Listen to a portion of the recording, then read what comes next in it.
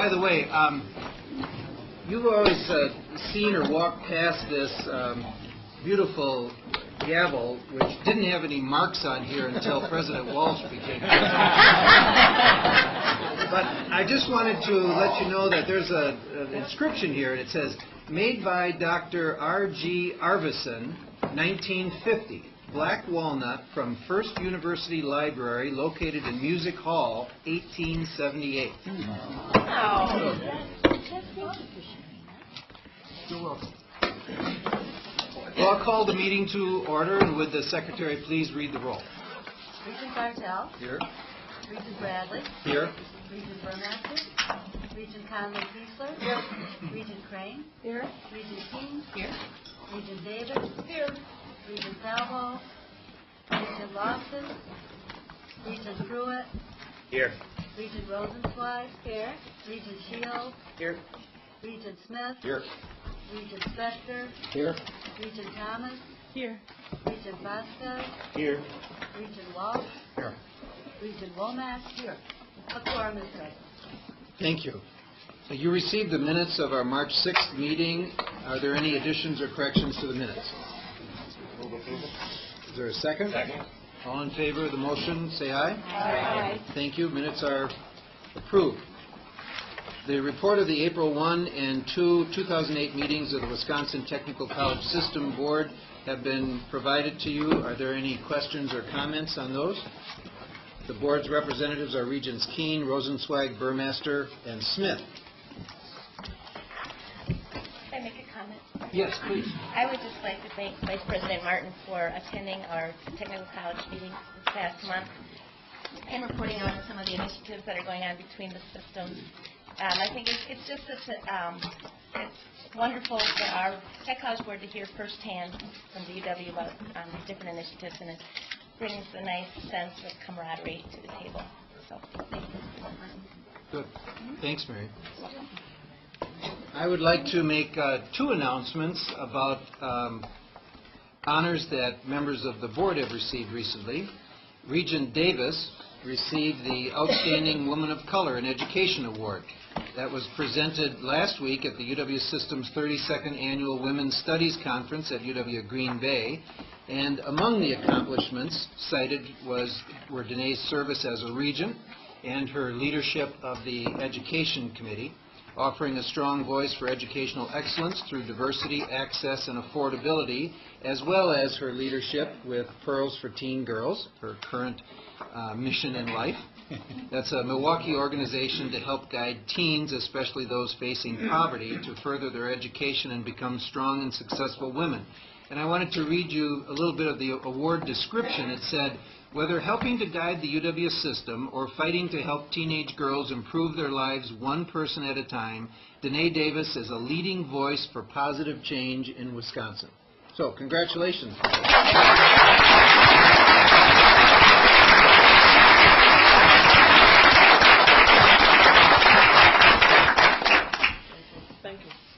And in the legal profession in Wisconsin, the highest award for service that one can be given is the Charles L. Goldberg Distinguished Service Award from the Wisconsin Law Foundation. And I'm happy to tell you that Regent Jeff Bartell was chosen to receive that award for 2008.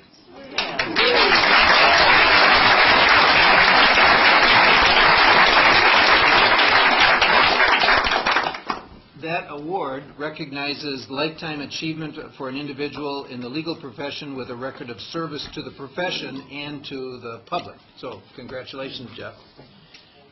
Because of our busy agenda and also the ample time that we want to have for our personnel matters today, I'm going to dispense with any further comment from my report and ask President Riley to give his report. Thank you, President Bradley. Good morning, everybody. Glad to see you. I'm pleased again to have the opportunity this morning to present the UW System's Annual Accountability Report, Achieving Excellence. A copy of the report is in the folders in front of you. As many of you know, this system, UW System, was one of the very first in the nation to adopt a system-wide accountability report back in 1993. So 15 years later, I'm proud to say that the UW system continues to shine as a model in this regard for many other states. The objective data in the report in achieving excellence illustrate some persistent challenges faced by our institutions and areas in which we have made meaningful progress. We believe that this is a valuable information piece for university leaders, for us, for you, for our students, for our lawmakers, and for taxpayers as well. In addition to publishing aggregate data for the entire system, the individual institutional reports give us a detailed snapshot of local barriers and forward movement. Together, the reports serve as an additional mechanism to generate dialogue with this board, with our faculty and staff, with students, and with all Wisconsin residents who have a stake in the well-being of our institutions, and that, by the way, is all Wisconsin residents. Traditionally, the report tracks a number of calculations and measures and indicators related to important goals. As we break new ground with the implementation of our growth agenda action steps, some of the other new projects that I'll talk about in a little bit, I think we'll need to retool this annual report to reflect those changes. So I think the report that you'll see coming forward to you next year will look somewhat different. We'll be working over the course of this coming year to update it and working with all of you to get your advice on that, and I'll say a little more about an advice collecting event I hope to host down at the legislature. But right now, I've asked Associate Vice President Sharon Wilhelm, who is a self-described data wonk from our Office of Policy Analysis and Research, to guide us through this year's accountability report. Sharon. Thank you, President Riley, and good morning. As many of you know, we have a long history of accountability reports for the UW system. Beginning in 1993, we published Accountability for Achievement for 6 years. In 1999, the UW system undertook a comprehensive, broad-based review of our accountability goals and developed the blueprint for the current document, Achieving Excellence. This is the 8th annual edition of Achieving Excellence. Over the past 8 years, we have made modifications and improvements to the report, many in response to specific issues raised by the Board of Regents and UW system leadership. However, Achieving Excellence has continued to reflect the broad goals and overall priorities that were identified 8 years ago. The recent unveiling of the new strategic framework for the UW system, Advantage Wisconsin, provides a natural opportunity to revisit our accountability reporting. We already have begun some internal discussions on measuring the UW system's progress on the 7 core strategies of Advantage Wisconsin. While many, if not all, of our current accountability indicators have relevance to Advantage Wisconsin, we nonetheless can look at them with fresh eyes and also explore other indicators and measures that would help us monitor our progress towards our goals. Although we are still in the early stages of determining how these types of discussions will proceed, we expect that the next UW System Accountability Report will have a substantially different organization that aligns with Advantage Wisconsin. The current accountability report before you is designed to provide a broad array of information regarding the UW System's progress towards achieving excellence. It is not feasible to include every possible area of university activity in the scope of the report, but careful attention is given to addressing a wide diversity of stakeholder interests through a balanced approach. The report is divided into 3 parts, each section providing an essential piece of the UW system story. Section 1, the context and capacity section, provides background for the remainder of the report and offers some insight into the context in which the UW institutions function. Therefore, there are no accountability goals or benchmarks in this section. Section 2 of the report, the Goals and Indicators section, provides the 6 specific goals and the indicators associated with these goals. The 6 goals emphasize the UW system's service to students, particularly undergraduate students. They are, in brief, 1, ensure widespread access to the UW system. 2, increase student persistence and degree completion. 3, improve learning competencies. 4, prepare students for a dynamic world community. 5, provide opportunities and student services that enhance the learning environment. And 6, exercise efficient and effective stewardship of resources. Where possible, UW system performance on the goals is compared to a national benchmark. In areas where there are no national benchmarks, or in cases where we have already had goals beyond the national benchmarks, targets were developed. And finally, Section 3 of the report is a compendium of other specialized reports on various aspects of the UW system, reports that also measure excellence in the UW system beyond those reported in this report. Each edition of Achieving Excellence reports findings from a series of surveys, including the ACT Alumni Outcome Survey and the National Survey of Student Engagement, referred to as NSSE. Each of these surveys provides national benchmarks, affording the opportunity to make comparisons of UW system performance with that of other higher education institutions.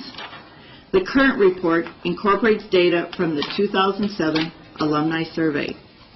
In the report, pages Roman numerals 2 through 5, you will find a brief summary of the 6 accountability goals and the 20 associated indicators, plus a marker identifying progress for each indicator. Progress is marked by one of the following: a check, which indicates the target has been achieved, a minus to indicate we did not achieve the target for that indicator, and lastly, a combination of a check and minus to indicate mixed performance. That is, portions of the target measured by the indicator were realized, but some were not. The summary indicates that UW system met its targets on 11 indicators, had mixed results on 8 indicators, and has yet to achieve 1 indicator. Therefore, in summary, of the 20 total indicators, UW system met or partially met 19 of them. Before I describe the UW system's outcomes in more details, let me mention some of the changes and additions to this year's report. Access for students from lower income families is now being measured with the percentage of undergraduates receiving Pyle grant, which allows comparisons with institutions nationally. Another change was access, retention, and graduation rates by race, ethnicity, and for men and women is provided in greater detail this year in response to continued interest in this area. Thirdly, information on the diversity of faculty and staff has been included to the indicator on preparing students for a diverse world. And lastly, a new indicator on the energy efficiency of facilities has been added. Now, there is much good news in the report. The UW system continues to provide access for 33% of Wisconsin high school graduates. The UW system's 6-year graduation rate increased to 64.8%, exceeding the long-term goal of 64%.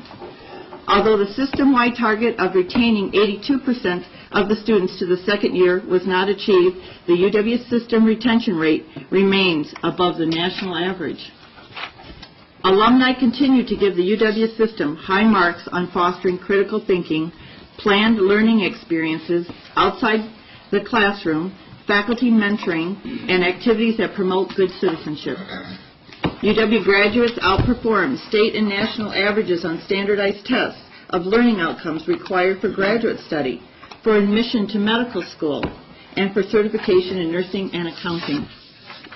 The average number of credits attempted on the path to a bachelor's degree is 134 credits, down from 145 credits in 1993-94.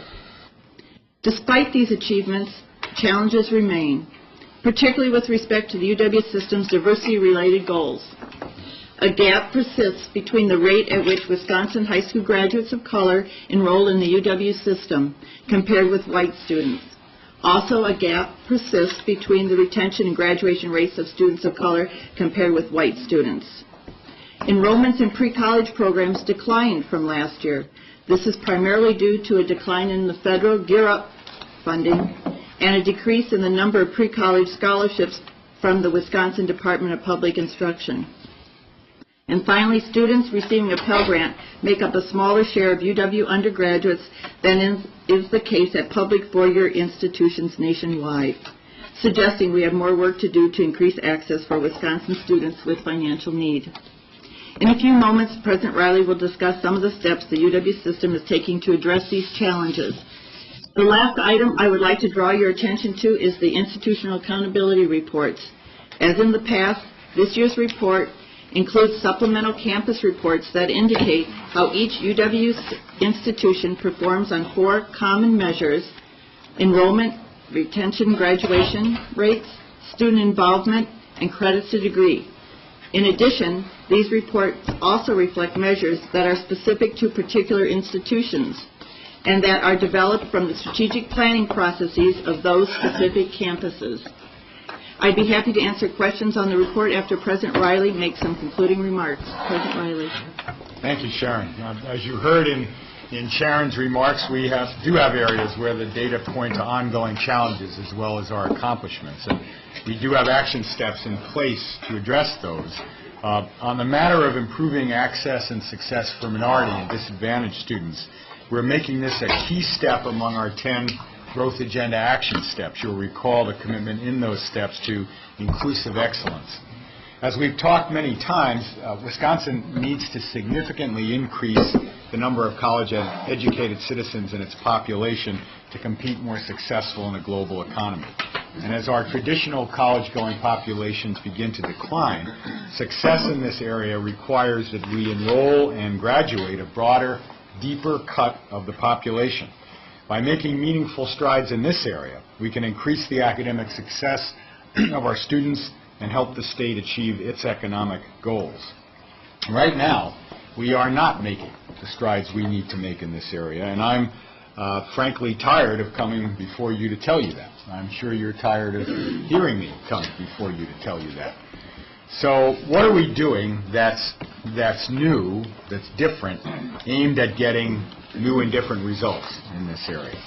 We have several innovative and expanding initiatives to address these challenges. The Equity Scorecard Project, in which our faculty and staff drill down into their campuses' data to uncover obstacles to student success and student access and then student success.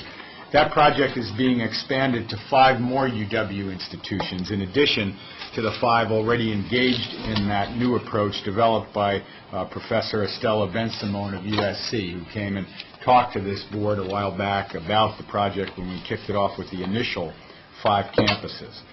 Also, 5 more of our institutions are currently participating in the Campus Climate Assessment Project, which surveys students, faculty, and staff about the campus environment with respect to race, ethnicity, gender identity and expression, disability, and other areas of difference.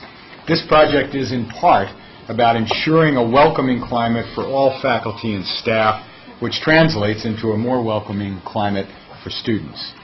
The Wisconsin Know How to Go Network will also assist our institutions in attracting and retaining diverse student populations, including first-generation college students. The program, as you recall, will enlist our undergraduates as ambassadors to schools and kids and families to carry the message about the importance of higher education and what students and families must do to prepare for it. You'll recall that that's another one of our Growth Agenda action steps, that Know How to Go network. The resolution that this board passed yesterday about our new private fundraising campaign for need-based financial aid sends a powerful positive signal to first-generation college students and families. And we will work diligently with the schools and with parents and with students to ensure that the Wisconsin Covenant becomes a mighty pump that enlarges the pipeline from K-12 to our campuses. I'd like to give Senior Vice President Rebecca Martin and the Chair of the Region Education Committee, Regent Danae Davis, a chance to talk a bit more about our efforts and plans in this area. And I think, Regent Davis, you were going to start? Me? Okay, sure. Thank you for the opportunity to comment with the multiple hats that I wear. I have had good preliminary conversations with Education Committee members, Senior Vice President Rebecca Martin, her staff, and your Diversity Council, Kevin, on where we should be headed in terms of our diversity work. And there seems to be strong consensus that we should not have another 10-year plan. However, and I want to stress this, there is equally strong conviction that the goals of Plan 2008 are still the right goals. They should not go away, and they will not go away, I think, based on the commitment that you and we have. Movement in the direction of a broader and more strategic framework for diversity under the umbrella heading of inclusive excellence is where we should go. Moving forward, this work will embed diversity goals at the center of the higher education enterprise. Rebecca Martin shared with the Education Committee a draft document in February, and she is vetting it widely with other constituent groups. We've said this before, but it bears repeating. We ignore at our own peril the state's changing demographics. The, alas, only incremental progress made at our institutions as borne out by the accountability report and the social, economic, and moral imperative that behooves us to figure out how to educate disadvantaged and students of color so that they can take their place as full participants in this mixed up but beautiful American democracy of ours. This is not some luxury, some add-ons to the higher educational endeavor to which all of us on this board and in this system dedicate our time. Rather, building on the data that President Riley highlighted for us, let's consider some additional numbers that are not in the report, but inform our own results and provide the backdrop for the work we must do. High school graduation numbers for Wisconsin as a whole tend to be among the highest in the nation. High school graduation rates for Milwaukee Public School System, in contrast, according to the numbers released last week, are at 46%. That is atrocious. That puts us 38th out of the 50 largest public school districts in the nation. Now, I know that NPS has issued different numbers, but the fact of the matter is neither number is acceptable or should be acceptable in our fine state and in our largest urban setting. We are in a crisis, and however we move forward as a system on our diversity work, we have to include the context provided by data and by the state's largest and most diverse metropolitan area. I do not want to point fingers, and nor do I want to play the blame game. That is a waste of time, and I don't like to waste time. In the end, however, we have to be able to answer some critical questions. How are we going to know that we've made progress? Where is the evidence? And how are we going to make sure that we hold ourselves accountable and make the progress that we need to make, or to put it more crudely, where are the carrots and where are the sticks? The Diversity Council, at its most recent meeting, pointed to the continued need to hold chancellors and institutions accountable in concrete ways, where rhetoric is followed with action and consequences.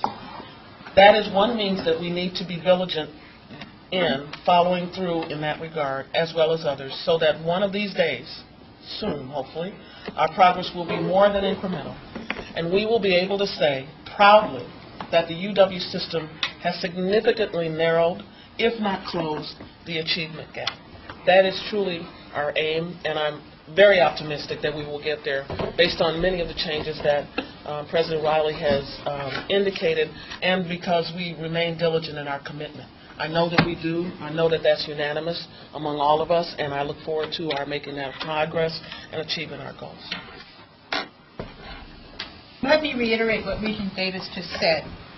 We have broad consensus that the goals of Plan 2008 are the right goals. We also have consensus that we've not made acceptable progress towards meeting those goals.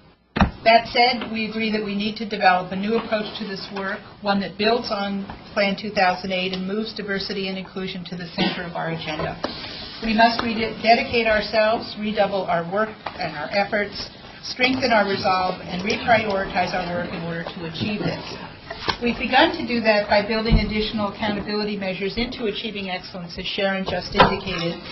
This will ensure that we consider these important indicators along with other measures by which we judge our success. We need to identify critical leverage points for broader engagement and accountability to achieve excellence and results for diversity, equity, and inclusion. Over the past few months, Interim Vice President Vicki Washington and I have met with nearly a dozen system-wide groups to discuss the framework that will focus our strategic actions in the following areas. And this is the framework that Danae referred to under the heading of inclusive excellence.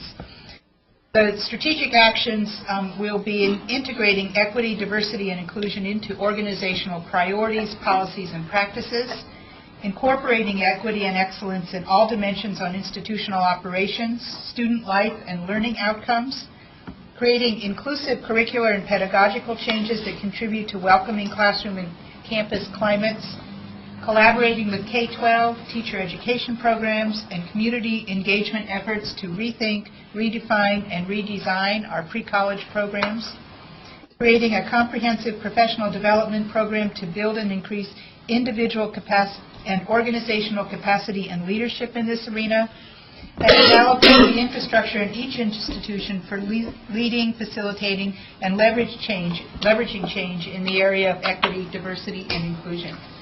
This is a challenging agenda which will require our dedication and commitment as we develop the action plans necessary to advance this critical work.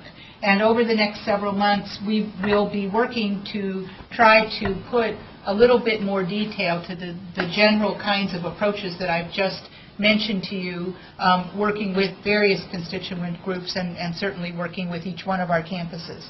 And we look forward to bringing this to the Education Committee and then the entire board for a full discussion sometime in the fall. Good. Thank you, Danae. Thank you, Rebecca.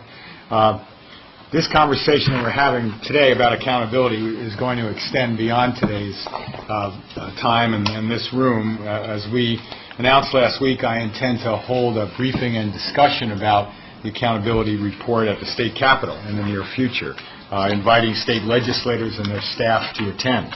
Between now and then, we plan to deliver hard copies of the report to every legislative office. I know that very often toward the end of this conversation each year, the board members say, well, what happens to this thing? What do you do with it now? Well, this is what we're going to do with it right at this point. At that briefing, we'll reprise Sharon's information presentation. We'll provide additional context for the findings. We'll invite questions. So I hope to engage our elected leaders in a discussion about whether this current accountability system and reporting format are meeting their needs. Are we providing the right information about the university's accomplishments and challenges? How might we improve it to better track the UW system's efforts to address key expectations that Wisconsin citizens have for their public university? So I look forward to that conversation with legislators. You have in your folders this morning this brochure called Measuring Success, Benchmarks for Competitive Wisconsin 2007. This is put out by the Wisconsin Taxpayers Alliance and Competitive Wisconsin Incorporated. And if you page to about the third page where the table of contents starts, you'll see that Competitive Wisconsin and the Taxpayers Alliance list a set of categories under which they have indicators organized, ranging from economic health to business climate to environmental quality. As you look down that table of contents at what's under each of the headings, you'll see a number of indicators that relate pretty directly to the work the university does, the work we talk about all the time. Under economic health, things like personal income, household income, employment growth, unemployment, agricultural income. Under workforce development, college entrance scores, high school graduation rates, percentage of college graduates, doctoral degrees in the sciences. If you flip over under business climate, things like R&D spending, patents, venture capital, pretty much everything under environmental quality has to do with programs that we have going in the university. Some of the other indicators are a little less directly related to work we do. They're more macro indicators. What effect do we have on violent crime rates or cost of living? A little harder maybe to track. But I call this to your attention because I think one of the things we'd like to look at as we think of redoing this accountability report in the next year is these more macro indicators. You know, and the indicators we now have in our accountability report are kind of inward looking. They look at particular rates of things we have going on or reaction rates of students to things we do. In my mind, a lot of those indicators that we look at now really are means to an end. They're means to an end of better employment, of a cleaner environment, of more engagement of citizens across our state, of a dynamic public sector, the kinds of indicators that that the categories in this report address. So I think one of our challenges going forward will be to relate our own look at ourselves, our own accountability, studying and reporting to you and others to some of these larger state goals and tying those together with the work the university does. Again, our whole effort in the growth agenda and in Advantage Wisconsin has been to say this is not about the university, this is about the future of the residents of Wisconsin. And these are the kinds of big, broad indicators that the future of the residents, that the residents of Wisconsin are interested in regarding their future. And I think we need to find a way to pay attention to some of this in our own accountability reporting. Sharon and I both mentioned the fact that we do have the 10 action steps, maybe now 11 with our private need-based fundraising campaign coming out of the Advantage Wisconsin strategic planning process, which we reported to you on in February. How do we, again, work those 11 action steps into this accountability reporting? Rebecca and others have been working hard on the voluntary system of accountability, the federal program that we introduced to you 6 or 7 months ago now, that National Association of State Universities and Land-Grant Colleges and the American Association of State Colleges and Universities developed. We were one of the very first state systems to step up to say we would do that. How do we work the kinds of indicators that we're developing as part of that program into our state accountability report? So I think we've got a lot of interesting work ahead of us in that regard. The chancellor's provosts are already engaged in this. We'll be more engaged in it in the months ahead, and we'll be giving you regular updates about how we're thinking about this, and I know we'll get good advice and reaction as to direction from you. But for today, let me stop there and open it up for your questions, comments, reactions for Sharon or Rebecca or me or anybody else. The floor is open, Mr. President. Any question of Regent Crane? A comment first. I think we all share the urgency of this that was so well stated already. I would like to indicate what everybody knows, that it's, well, perhaps the greatest challenge is as far as population is concerned is in the southeast corner of the state in Milwaukee. Many of our communities are now facing the same kinds of challenges, including my own, and we just need to remind ourselves of that. And in order to accomplish what we need to accomplish, I think we need to know things. Good intentions are obviously not enough, and that there's a lot that maybe we don't know how to do, or that many of us who are a piece of this don't know how to do. So the more that we can know about what has worked other places and where we might make progress that we want to make but just haven't been able to. The question I have is in the targets, many of our targets don't have any numbers, and I'm wondering why that is. We just say increase.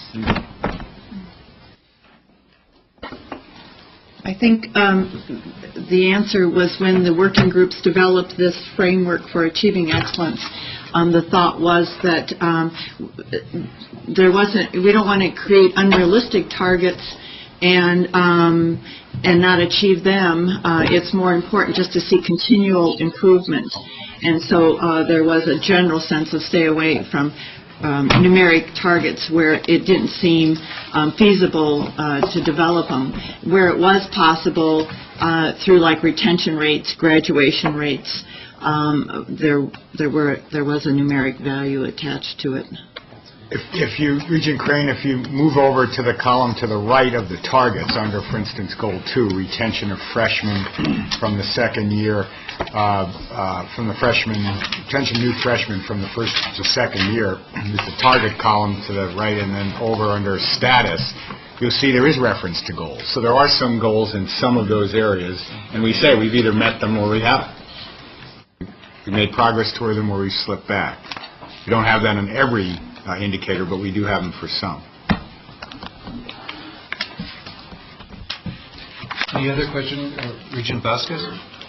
I would like to compliment the entire UW system. I mean, overall, it's an excellent report. I mean, I think we should take pride in that, and that many of the indicators and the goals.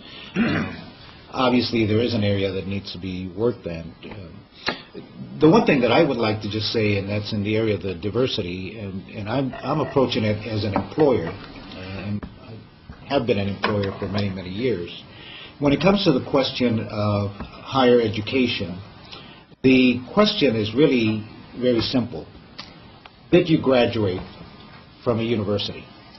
The question was not how many years did you go, or even for that matter, as important, which university. The real question that needed to be answered for me as an employer is, did you graduate?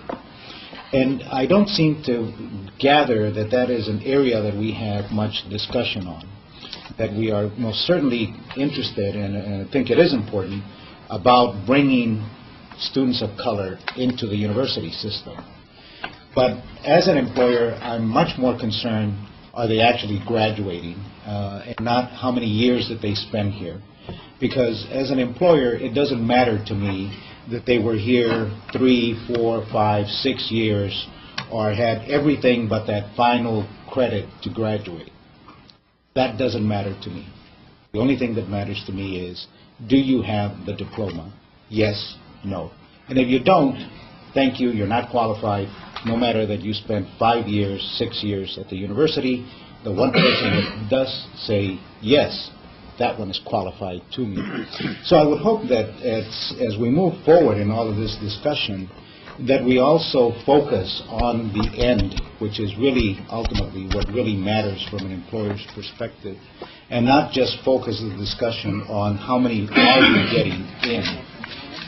As a Mexican, and I can truly say Mexican because I was born in Mexico, as a Mexican, I also worry about how many are we bringing in, and then as we get them to that graduation point, it's a very, very minuscule number. Because what that means is that we brought in many, graduated very few, but we have devastated many that did not graduate. And how many of those that did not graduate actually do come back at some point in the future? And my fear is that that number, because of that devastating experience, is not very large. So I think we need to focus not only on the entrance, but ultimately what really matters, at least for me as an employer, is did they graduate? Thank you. A couple thoughts, and I agree with everything you said, Regent Vasquez. And as a matter of fact, in the growth agenda proposals that came forward from the institutions in this last go-around that were funded, some institutions, there are various kinds of proposals to meet one of the three, any one or more of the three goals of the growth agenda. And some were for campuses to actually grow their numbers at the front end, admit more freshmen. Some, like Parkside's, for instance, were really focused on retention and graduation, not to grow the enrollment so much as to grow the number of graduates by focusing on the students who are already there and more success for them. So I think we do have to look at what we're doing internally and how we get students or don't to that very important endpoint.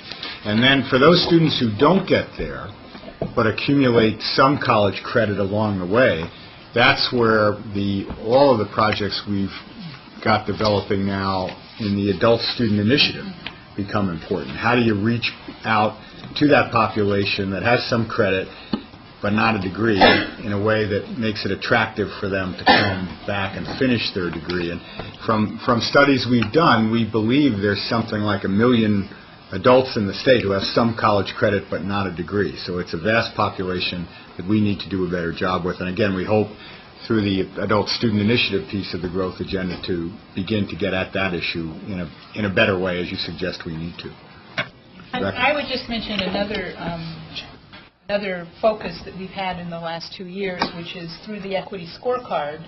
which has enabled the 5 institutions that have gone through that process now, and we have another 5 starting it, to look at the experience of students of color disaggregated by race and ethnicity on the campus, and really try to understand where the institution is failing those students and what the institution can do to intervene and make their experience a successful one. That whole model is very focused on graduation as the goal, but also access to particular majors, and involvement in a wide range of experiences in the institution that promote student success. So we are shifting our focus to graduation, and I think that you'll see more of that as we rework this report next year. Chancellor Gao? Rebecca's a step ahead of me because I thought the same thing. And our work with Equity Scorecard, we found that students of color, a good finding was that they took great advantage of working with faculty very closely in collaborative research and one-on-one projects. And that was the impetus in part for our Growth, Quality, and Access tuition plan to hire more faculty to work with students. So again, it's a theme we keep coming back to. It's a resource question, and hopefully we make very good decisions about how to use the resources that we have in pursuit of these goals. And Equity Scorecard has been very helpful on that account. Chancellor Wells, and then Regent Loftus. I just want to add, we started at Oshkosh 3 years ago the graduation project on a pilot basis. It's some very interesting findings related to which we were bringing up. Basically, that project, for those who aren't aware of it, we identified all the students who stopped out at Oshkosh over the last 10 years, who were in good academic standing and were seniors. Then we took a sample of them and got back with them and did some very specific things, gave them priority scheduling, different ways to get through, so on and so forth. Right now, Jeff Lane's in here, we're pretty close to 100 people we graduated who otherwise wouldn't have graduated. We've got another 80-some in the institution right now working on graduating. But the point I wanted to get to was we don't have that much of students of color in our institution. We've gotten better. It's about 7%. But when you get to that group, because we thought we would see more students of color in there, they're very, very, very tiny number. Maybe not even a tenth of what our overall population is. And I don't want to bring too much attention to this gap report in our case, but we got very concerned about this because we're about 20 points of gap in the graduation rate for student of color compared to majority group students. And so this issue of having a graduation project that just focuses at those seniors, the bleed's occurring from freshman to sophomore and sophomore to junior. So we need to work on an idea we're starting to think about is how do we have a graduation project that's more targeted at the right spots where the bleed's going to get back with people and try to help keep them moving forward. Regent Loftus?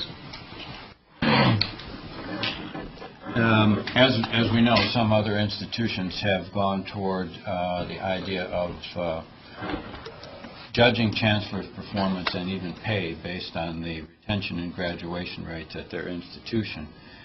The president of the system gives us in private every so often his evaluation of the chancellors. This obviously could be a more important part of your evaluation. And I would ask the president of the Regents if at some time in the future we could have a short discussion of incentive pay or disincentive pay, I guess, to judge chancellor's performance based on retention and graduation improvements. Chancellor Keating? Now that the rubber hit the road, I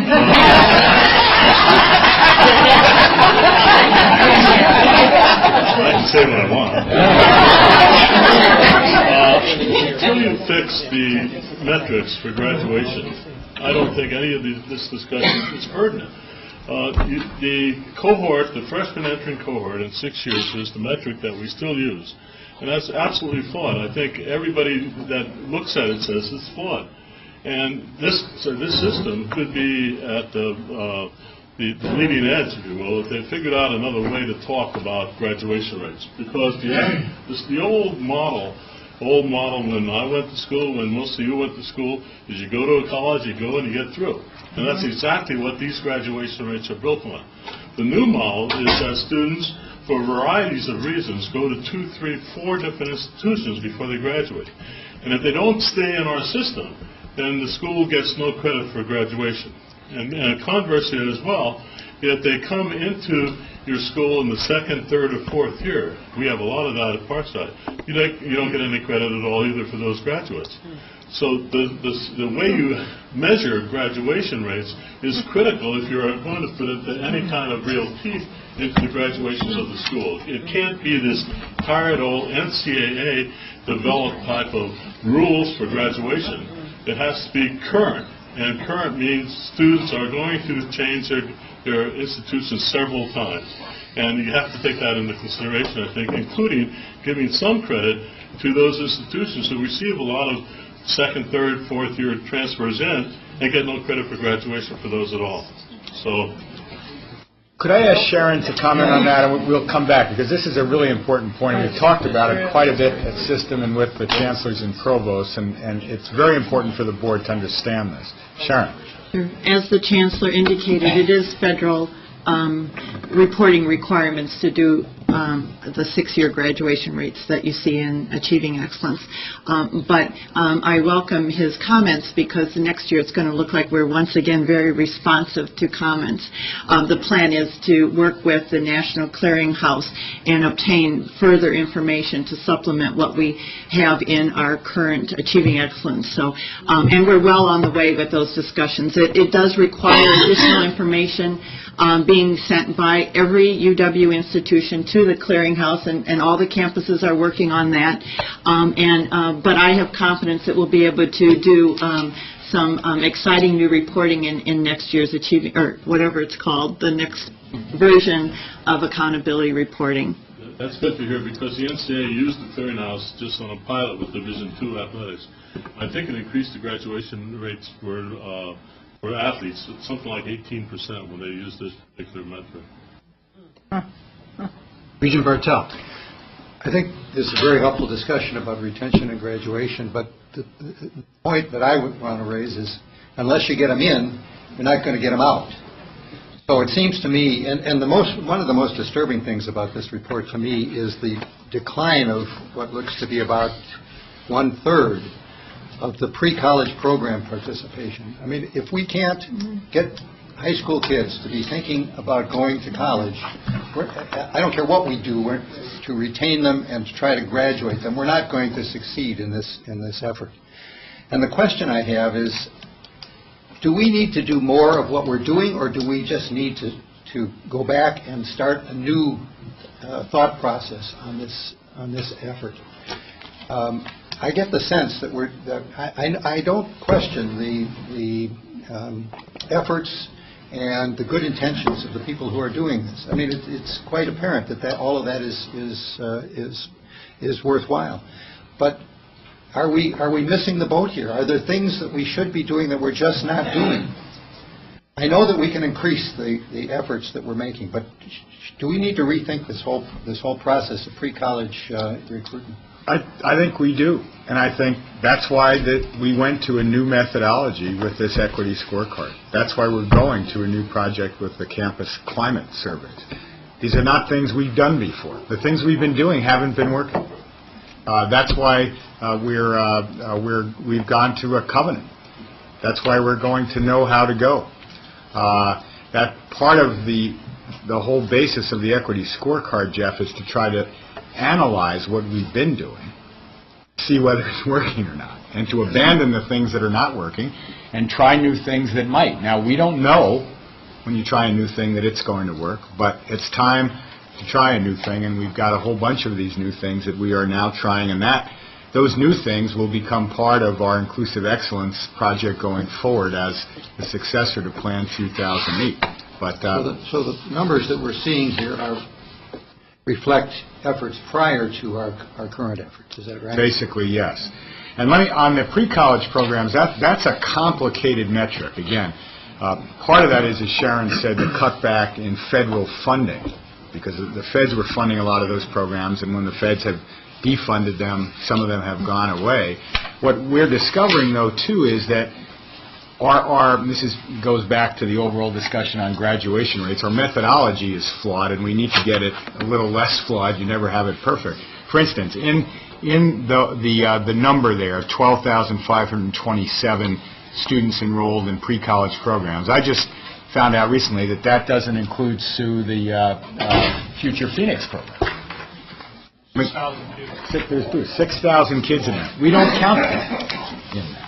So we've got to work with the campuses to get better reporting systems and how we define what a pre-college program is, because I don't think it's really representative of some of the efforts we're making. And again, Future Phoenix is a good example of a program that backed up to work with kids in middle school. We don't know yet what the ultimate success of that's going to be, but I think Bruce has some initial research results along those lines. I can speak briefly on that because Lisa Bartell's comments are right on in terms of how I look at the problem. Bruce, why don't you come up and sit so they can hear you on the audio?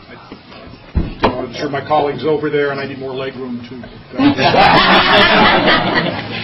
Future Phoenix, you've heard us talk a lot about that program, and to me that's what this idea that somehow we just beat on the chancellors enough, the doors will open, we'll get more diverse, ain't true, because the people aren't out there.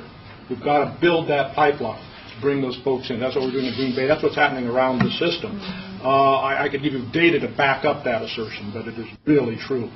What Future Phoenix has been doing now for 5 years, starting with 800 students and following year after year, year-long programs with clubs in the schools and so on, it's really grown into a very large program.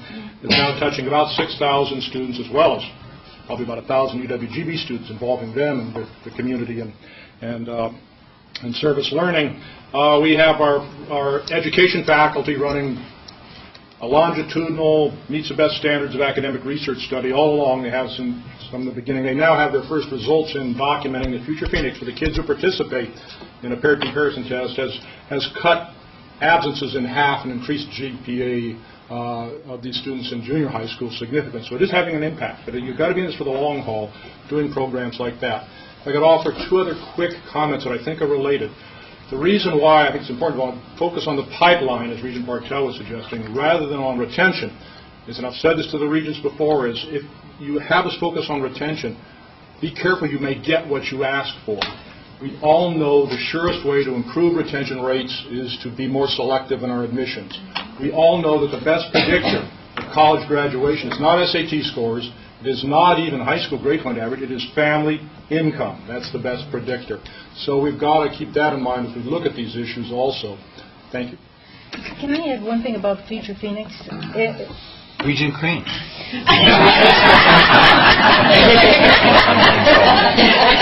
I just want to say that because of Future Phoenix, this issue is more visible in our community as well. It's not only the schools. People are beginning to understand the need. Thank you, Mark. Regent Falbo, work down this side. I think this probably piggybacks onto what Regent Bartell said, but we have a certain market area. It appears until we penetrate that market area deeper, we're not going to achieve our goals.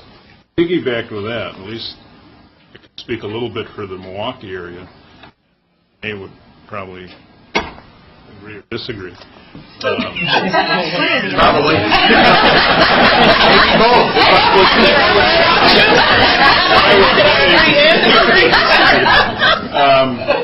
Most of the efforts, and this is where we have to, I think, bridge a gap from both ends, not just from our end. We have to find out how to get the high schools to participate in our goals. That's digging into our market area. Most of the programs that I see that get the most emphasis are K-8. Lose the kids in high school, in the greater Milwaukee area anyway, because those programs cease. So all the best intentions, all the commitments, we lose 4 years of keeping those intentions and keeping them on that track. So I don't mean to expand it further into what we need to or have to do, but at least in the greater Milwaukee area, unless we bridge that gap, we're not going to penetrate our market area better than we already have. Regent Davis, are you going to agree, disagree, or what? Actually, I agree. I would like to make a couple of comments, and Sharon, I will have a question for you about the Pell Grants data, which I'm glad to see an attempt to highlight that addition. So I would like to, number one, acknowledge the commitment that I have experienced on the part of a number of people within our institutions, not just the chancellors, but just all along the line, among the Board of Regents and among the UW system staff, starting with our president. I think I am, when I heard Chancellor Shepard, my first reaction, which would be my typical reaction, was defensiveness and his defensiveness. But I'm going to really avoid that, because I really do think that going forward, as we work with whatever we discover and have discovered with respect to the equity scorecard data on the campuses that have used it, the process, and the 5 who have stepped forward and said, I want to do that because I really do want to get at what does work and what doesn't, and the ones who are courageously going to deal with climate assessment with a genuineness to it, I think we have to encourage that. With that encouragement, however, I think we have to, all of us, stop being so defensive about this issue. I just really think that doesn't help us when we feel like we're being beat up, I think is a direct quote, or when I own parts of my own reaction over the past years that I've been on the board, am insistent and strident in the tone and what have you maybe that I have exhibited. So I'm committing to having a healthier, more positive attitude without losing my sight in terms of focus on what's expected. But I also ask and implore that we all step forward and say, you know what, it is in our best interest, and I don't agree that it is pipeline versus retention. It's both. We have to address the issues that allow people to come onto our campuses and walk away because. And in addition to figuring out pipeline and reaching these young people early and following them through in high school and supporting programs that do that. But we've got to do it together. So I guess I'm saying in conclusion 2 things. 1, I will change my attitude, but I'm 2, expecting that we will all do that. Question for you, Sharon, is with respect to the Pell Grant. It appears that, based on the data, we've been pretty flat and below national average with respect to that as an indication of the percent of low-income students. Correct. Who are in our system. Do we know why that is, and how do we feel about that, if you care to? And I did have one more question after that, but I promise I'm not looking at the next question, just that. Thank you. We are below the national average, as the report indicates, and it's about 7 percentage points currently below the national average, so that is fairly significant. As to why we are, I think it's probably all the issues we're talking about. I think that some pipeline issues. I don't have a really good answer. Maybe others might have something to illuminate. And I'm not trying to put you on the spot. I just was a little disturbed by that, because to the extent we keep talking about, financial impediments or barriers, to know that we aren't even awarding at the level that the national average is. So it's a little disturbing. I think the positive thing is that now we have this national metric that we'll be paying attention to, and we can zero in a little bit more on our comparisons with other states that are similar. I do know that the Midwest in general shares this problem, maybe to some states to a lesser degree than Wisconsin, but it is prevalent in the Midwest. Okay, thank you. Any other questions for Sharon or Kevin? Sure. Regent Loftus? For Sharon. Well, first of all, I disagree with Bruce. We're always careful what we ask for, and the result is we ask for nothing. On Parkside, they are shortchanged in the way we do our graduation rates. And we brought this up before and have been told that because it costs too much to get a true graduation rate for the system, because we would have to go beyond the 6 years at Parkside, you can increase your graduation a little bit by using the transfer-in statistic. Yeah, but the question is, you seem to indicate that we're changing our collection method to get a truer graduation rate? Most definitely. And we're doing that without cost, or is that no? Okay, could you expand on that? Well, it just takes staff and IT resources to submit more information to the clearinghouse to gather that. So it is a matter of gathering the resources to do that, but the system is committed to that, and the commitment is not only just for achieving excellence or accountability, but for even the voluntary system of accountability needs that information. It's part of that commitment to providing that information on our websites. And in addition, I just want to mention, though, it's still the traditional method of cohort, following a new freshman cohort through, but on the system website right now, we have it well beyond the 6 years. We track it for 7, 8, 9, 10 years out of how a particular cohort goes on to graduate.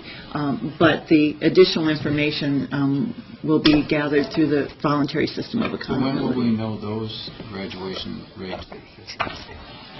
Well, we're hoping to, in the next 9 months, be able to have some information about beyond the UW system. Can I help? Regent, or Chancellor Wells? In the VSA, the college portrait that Sharon's talking about, the new definition is graduation and student success rate.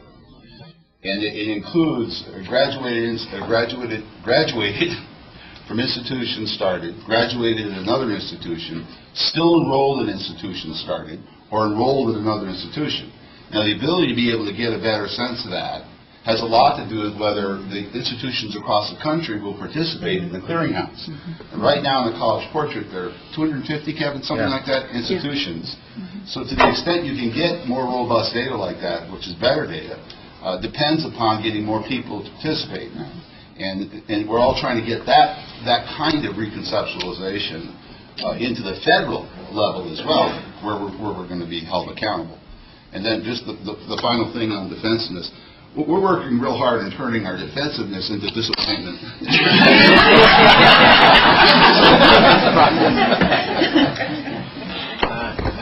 Chancellor Gall? Real quick. We could talk at great length about the numbers and data and so on and so forth. I can tell you, I shake all the hands at graduation.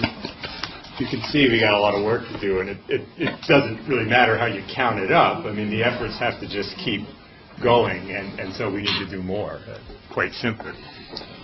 Regent King. Just for a clarification question for Sharon, with the new way of accounting, will we be able then to get data that answers Jack's imploring question? If someone starts at one institution and graduates somewhere else, yes, they will count and we'll be able to see that? Yes, with the caveat that Chancellor Wells mentioned, if other institutions don't participate in this, we're limited by the number that do. At least within our state. We already have it in our state.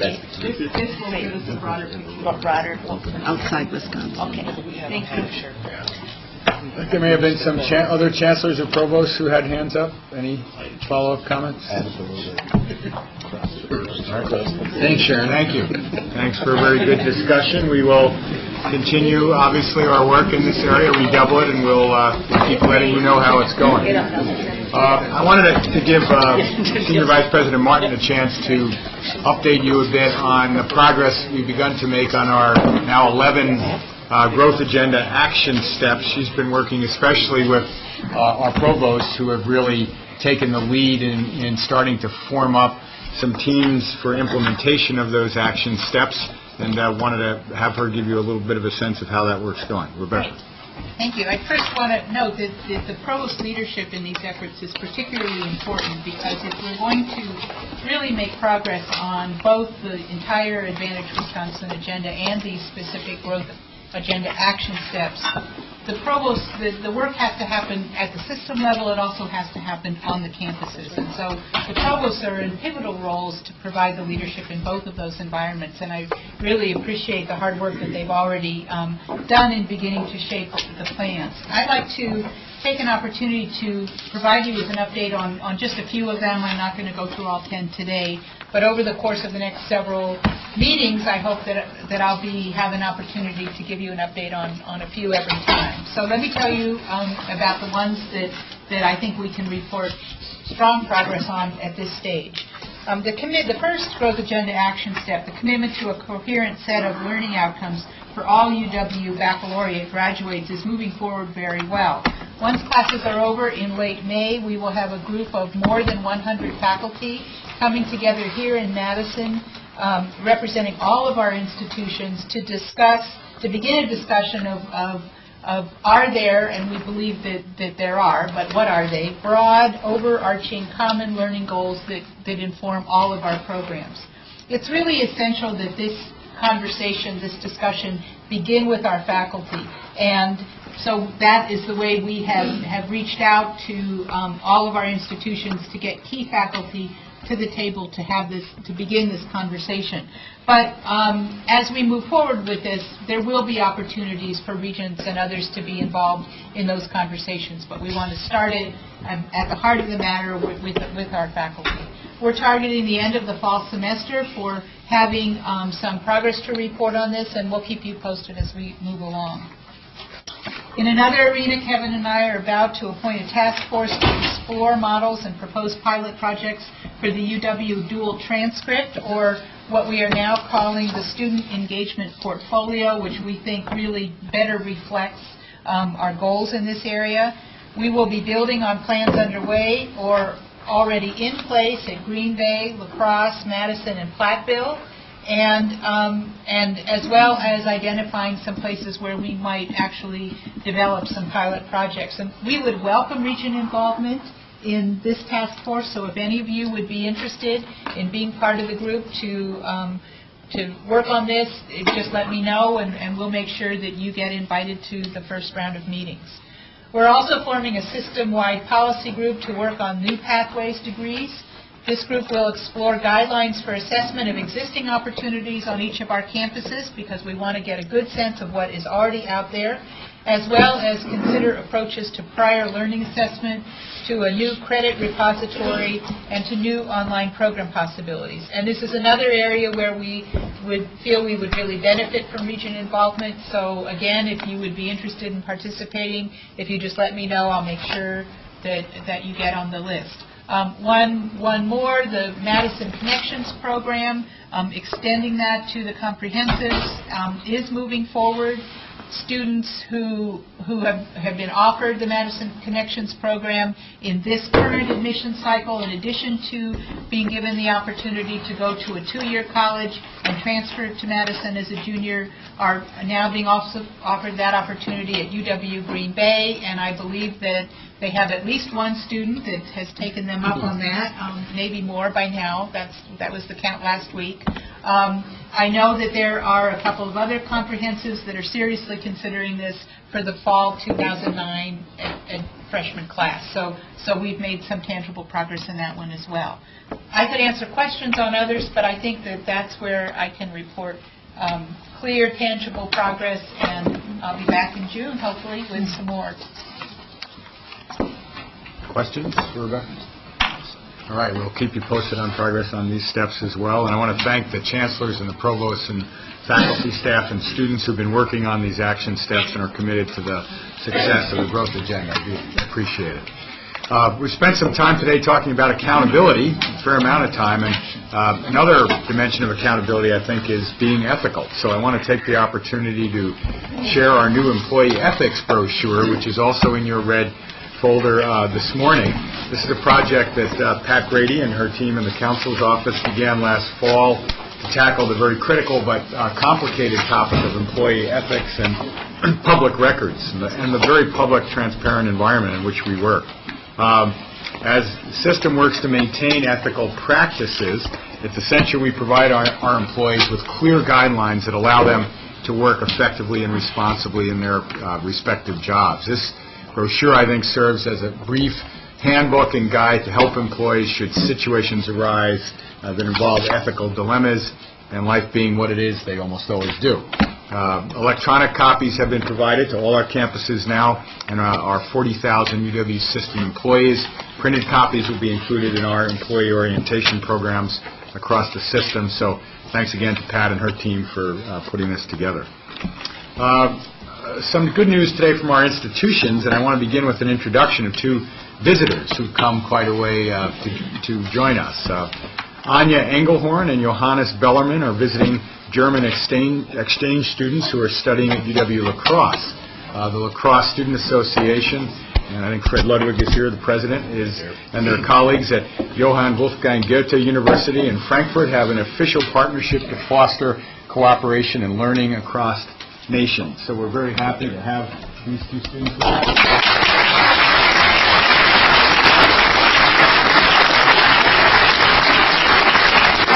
I had a chance to chat with both of them last night at the reception and enjoyed it very much. They were telling me that they think our shared governance system with students is a lot more robust here, perhaps, than it is at the university they're familiar with. So welcome, and thanks for being with us. I'm also pleased to announce that the UW system has received an extraordinary opportunity to expand educational access while keeping a sharp eye on quality through the Lumina Foundation's Making Opportunity Affordable grant program. I mentioned this to the board at its last meeting. It's now been confirmed that as one of only 11 states chosen, we have been invited by the Lumina Foundation to participate in the next phase of this process, which is an intensive planning academy where we can further develop our ideas to address the project's broad objectives of lowering cost per degree and improving outcomes. That's our challenge. How do we lower cost per degree and how do we improve outcomes? These objectives are a very natural fit with our growth agenda. That's why we went forward in this competition. And to support the development of the plans, the Foundation has now indicated they'll be providing us with a $100,000 planning grant. The application process, interestingly, included a site visit by some representatives of the Foundation recently, and they visited not only with us, but with the offices of Representative Nass and Senator Kathleen Vineout and Governor Doyle. And in addition, when they were here, they also spoke with our partners in this grant application, DPI, tech colleges, and the private colleges. So I want to thank all of those folks, both the elected officials and our partners in this, for their support.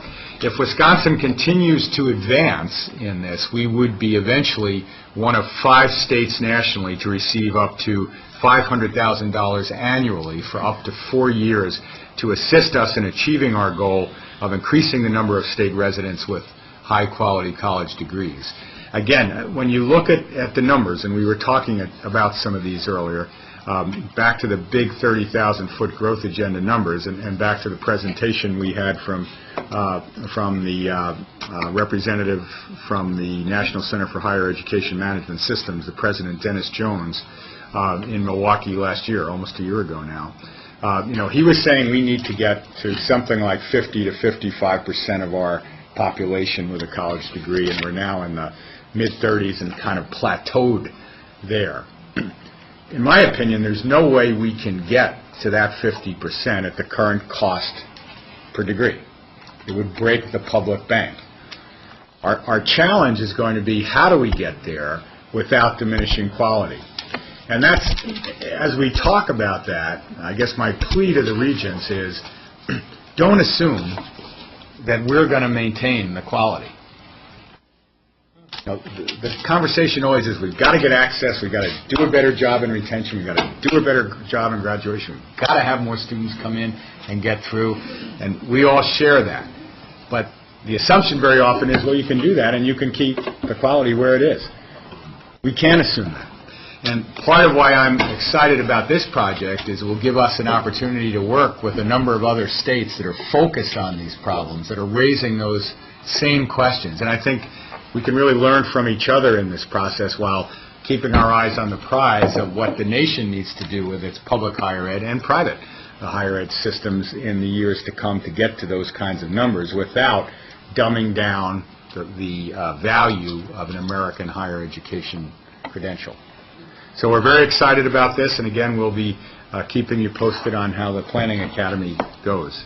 I want to especially thank Associate Vice President Ron Singer, who I think deserves special praise here.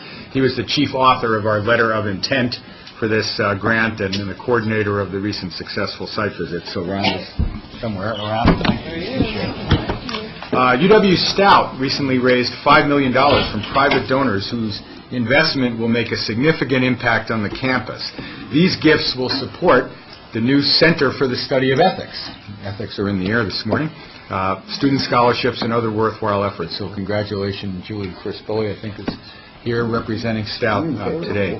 I also wanted to take a minute to honor the late Fulton Hottleby, whose estate contributed a substantial investment to the Stout campus. He was a professor at the University of Minnesota, but he was highly involved in UW Stout's College of Technology, Engineering, and Management, and he funded over 500 scholarships there since 1995. So his legacy will live on, and the Stout students who pursue their dreams of a brighter future thanks to him. One part of that bright future for all of us includes healthcare, and we know that nurses play a key role in that care. But we also know that some hospitals and other health facilities are facing real shortages of nurses. We also recognize the challenge of effectively training them for the rapidly changing world of medical technology that they deal with day to day. 5 of our institutions have set out to address this challenge. UW Madison, Eau Claire, Oshkosh, Milwaukee, and Green Bay received a $1.4 million grant from the Health Resources and Services Administration. That's part of the Federal Department of Health and Human Services. The grant was only one of 2 awarded nationally in 2007 and will fund the Wisconsin Technology Enhanced Collaborative Nursing Education, or YTechNE program. Each of those 5 participating campuses will focus on one specific technology and training course for their faculty for 1 year, and the training and technology can then be used to enhance all the institution's nursing curricula. So we're excited about that opportunity.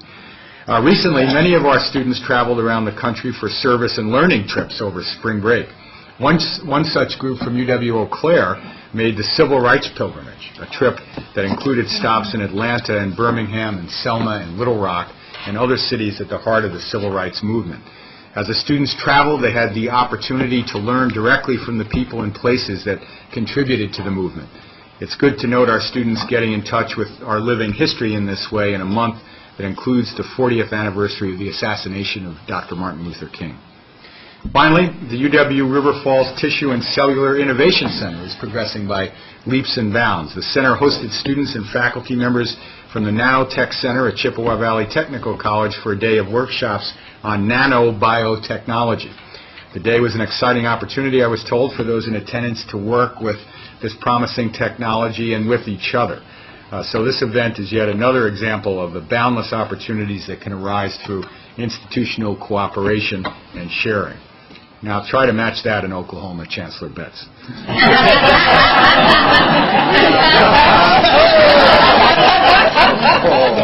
honor of this spring day, I thought I'd read a poem.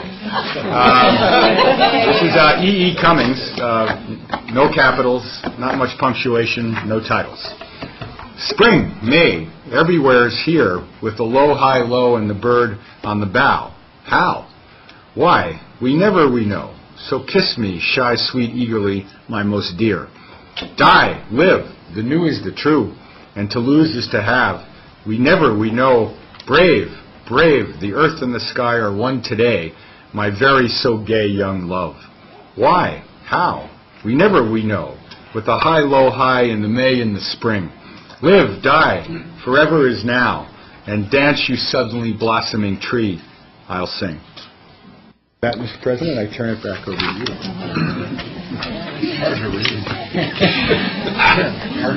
Thank you, President Riley. The University of California system president's reports are different. So I would like to call upon Regent Smith to present the report of the Business, Finance, and Audit Committee. We covered a lot of ground yesterday, but in the interest of time today, I think I'm just going to go over primarily the items that we voted on and that we'll be asking you to vote on.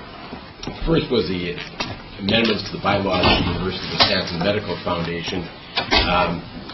Lengthy in our materials, primarily had to do with some congressional action as well as the Internal Revenue Service, and we passed those suggested amendments. We approved the UW-Platteville differential tuition.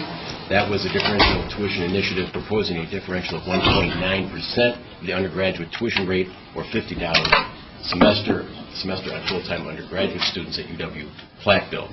We had several students there indicating the support of the Student Senate of that initiative. We passed, President Riley presented to the committee, and we passed salary increases for the chancellors at UW Green Bay, UW Oshkosh, and the provost at UW Oshkosh to address equity and salary compensation issues. We approved 2 new bookstore contracts, one at UW Stout, one at UW Parkside. There was considerable discussion on both with regard to, as you know, we've looked at this bookstore issue before, and as to impact on cost for textbook rentals and other issues, and I think there was a good, thorough discussion, and looking forward as to trying to evaluate the impact of, when we contract out with bookstore operations, how they impact the cost of textbooks for our students. But we approved both of those contracts. Brady Harris presented the fiscal 2008-2009 budget distribution adjustments. We passed those. Those were the allocation methodologies for new faculty recruitment and retention funding, pay plan, and utility costs. Were also discussed among those. We passed we previously had a policy regarding oversight of large IT projects, and this was to meet a legislative directive that we come up with policies in that regard, and previously I had discussed that, and it was back in front of us, and we passed this, and this would apply to all projects costing $1 million or more, and projects considered vital to the functions of the university. One thing that we didn't vote on, but I think you saw in your materials, hopefully, was a couple of audit issues, a particularly lengthy and I thought excellent report on which examined our information protection laws, computer security staffing, and policy and procedures related to computer security. Several recommendations came as a result of that report. Extremely, I think, an important area, both as far as the reputation of our system as well as potential financial implications if we don't make sure that that's current. And there are several recommendations that Julie Gordon reported on, that she's talked to various campuses on, and we think we will be able to implement that were indicated in that report.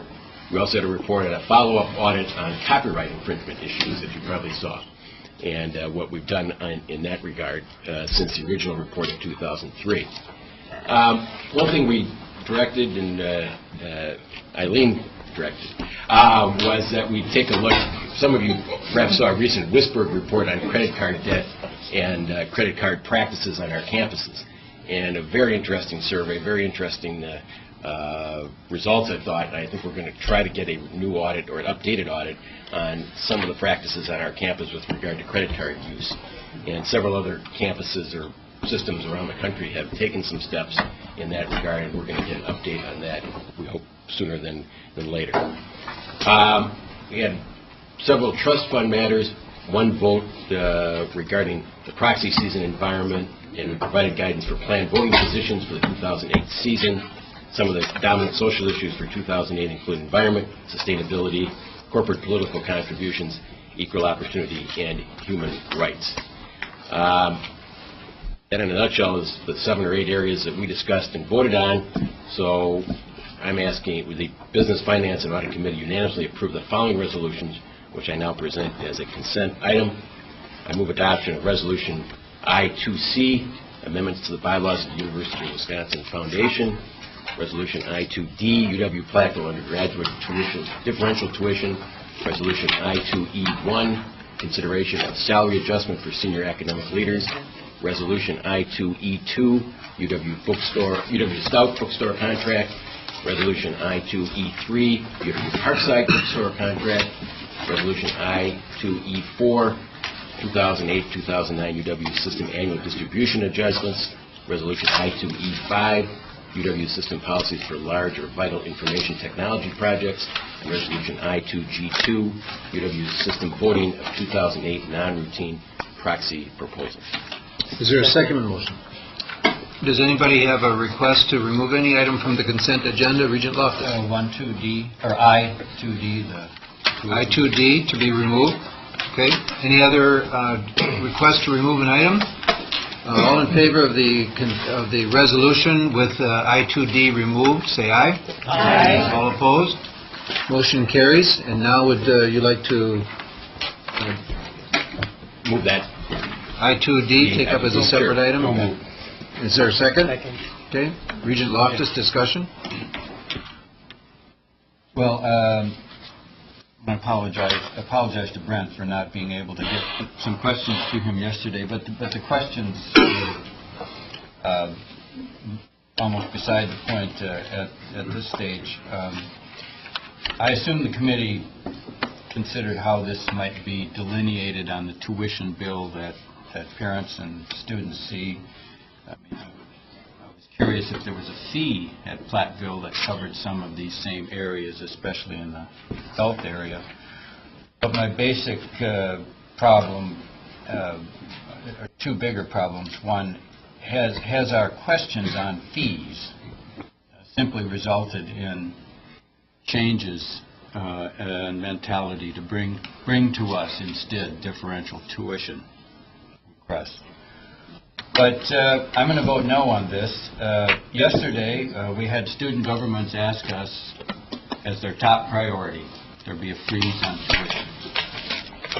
As we know, there is no chance there's going to be a freeze on tuition. Both of our student region members took principled and realistic positions and stated publicly that that wasn't going to be likely in their mind. And here we have a tuition increase, presumably supported by the student government at Platteville. So we have the student governments asking for a tuition freeze, and then we have the student government at one institution asking for a tuition hike.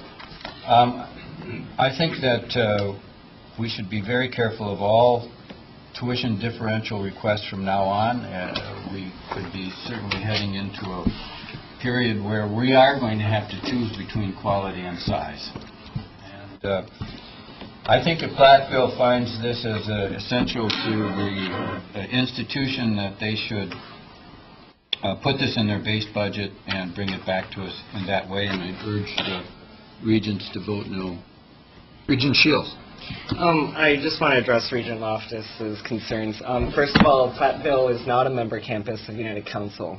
So I wouldn't expect Platteville to go along with what United Council was saying yesterday.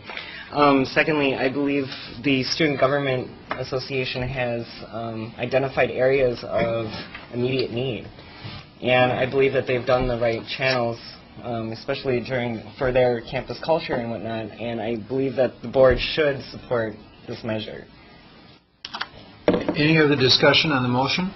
And the students are here if anybody wants to hear from them. I mean, it is a tough position, and I think I've talked to several regents about it. Are we just going to start seeing the line come through of everybody wants a differential tuition now, because that's what gets it through? And I think it is a concern and something we have to continue to watch. However, the students were there yesterday and felt very strongly and talked about their process, which they believe included a huge portion of the population. I don't know if you want to just address that for a minute or not, but sure, I'd be glad to address that. Maybe just talk about the process. Process? Yeah. We had 4 meetings. They culminated on March 3rd. So they can hear you on the audio stream. Will be picked up by the mic. Why don't you tell who you are and what your position is? Thank you. My name is Frank Millett. I'm the student body president of Platteville. Appreciate your time and consideration in this matter. We started meeting on this actually with administration in the fall semester of 2008, and we worked with them to look at different options besides differential tuition, and we talked about this, and we came to the realization that this is probably something that we're going to need to do to meet all the service needs of our students in terms of student support services, health services, career services, our engagement center, bringing their degrees full circle. And so the discussion began with the Student Senate, the entire Student Senate, on February 11th, 2008, and continued February 18th, February 25th, and March 3rd, which is a quite lengthy process for our meetings in terms of how we typically do things.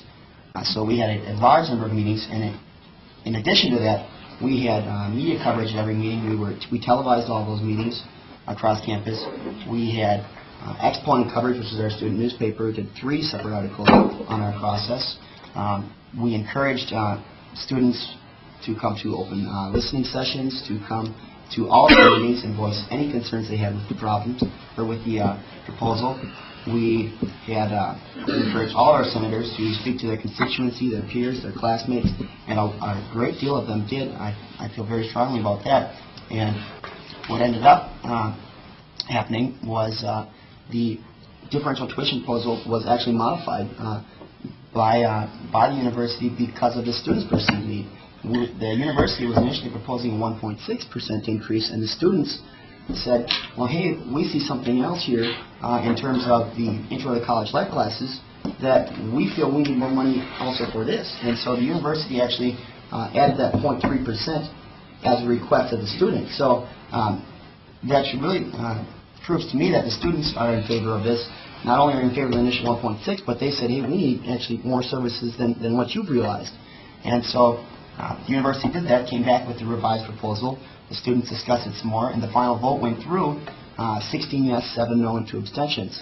A couple of the no's, the majority, I'd say about 5 out of 7 no's had to deal with a couple of students who felt that the mental health part of the differential tuition proposal should have included a licensed psychiatrist. After almost a whole meeting of discussion on that, the majority of the Senate came to the conclusion that that was not the proper fit for our campus, having a licensed psychiatrist on there. Instead, to add mental health counselors, it would be more appropriate for that area of our campus. And the other couple no's were, of course, students who were concerned with their tuition increase and may have not, in my mind, taken a good look at what really is involved with this tuition increase. And, you know, we are concerned with increasing tuition. We are always concerned with increasing tuition. But we strongly feel, and when I say we, the students, our success is in part dependent upon the services that are available to our students, and especially these support services. So we did engage in lengthy discussion, and we feel that this is in the best interest of our students. Thank you very much. Regent Rosenzweig. I appreciated the presentation, and I have no doubt that the needs that you articulate were reflective of all those needs that did pass, and perhaps more that didn't pass. I guess just to echo what Regent Loftus said, as I leave the board, I see a very troubling trend. And I don't know how one stops it. And I guess if I were really hard-nosed about it, I would join you in voting no. I'm not going to do that because I think that in this instance it is rightfully before us, and the students made a good case. Now, the question I have to pose to all of you is this an option that you want to keep furthering in the future? Because it will creep up the tuition in a way that is almost not fair for the parents and people in the state as well as the students. Because when you look at how much it costs to send a student to school, you look at tuition. And you look at tuition as perhaps just not just, but as a reflection of, what is put forward on the page. And then all of a sudden, there's creep. And the creep goes on. And then we have students who came yesterday and argued that we can't continue this way. So it's kind of like a Hobson's choice. How do you attack it? And I know that Regent Crane and Regent Falbo worked hard on, I suspect, specific questions like that. But it does pose a real problem. And I don't know, perhaps one of the things is the message that it ought not to be an option that is easily achieved, or one way or another, the message is sent that this isn't okay to continue. It's just my perspective. Regent Falbo, then Regent Vasquez. I think we need to look further into how this is going to work on an ongoing basis. A couple of things that come to my mind is, and I assume in these 4 areas that you're talking about, the expenditures, there's detailed budgets and goals and up with amounts. I assume there's detail. I don't need to see it. I mean, just tell me there is, and I believe you. Yes, sir, there is. That was the right answer. What's your big stay there, Bill? Can I do that with Regents? No. There's a credibility issue. I think it stems from the poetry. We're talking almost about projects, okay, and we don't see the outcome. We see a 1.9% increase. We see the goals, and I have no reason to question them until you become the region president someday, or the system president.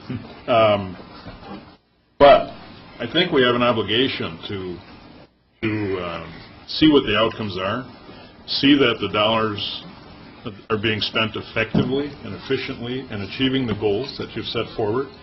And I'm not quite sure, and I don't know, and I think we need to be a little more formal and look at this on an overall basis going forward, whether these should be part of tuition, or whether these should be isolated projects that are getting funded this way, but are up for review on a regular basis to determine whether they're going to continue to get funded. Regent Vasquez? Yesterday I mentioned that we needed to understand that our job was not going to be easy, and this is just but a very, very small example of that. I wish that it would be so simple that we could just say that the state of Wisconsin, from Superior to Kenosha to Janesville and to Green Bay, was all one very nice place to live in. And what you did in Superior and Janesville and Green Bay and Kenosha could apply all over the state. And I don't think that's the case. And I think that we have a university system that, while we may call it a system, we really have a conglomeration of campuses that have to reflect what is needed in their respective community. And I think that's the challenge to us as regions, is how do we govern a system that has to be carried out in a state that is very, very diverse and has very, very different needs, and that goes down to each one of our campuses. My own experience as having been a state employee beyond the university system was that whenever you tried to rule by caveat of saying what we do in Milwaukee, we're going to do in Madison, we're going to do in Green Bay, and somehow this hopeful wish that that's going to bring everything up to excellence, the reverse happened, and we wound up having a mediocrity in the middle, and nothing was done with a sense of excellence in many cases. And I think that in order to ensure that we have excellence throughout the state, we're going to have to be wrestling with how do we treat each and every campus to allow it to be a campus of excellence. And hopefully by allowing each campus to be a campus of excellence, we then have a system of excellence.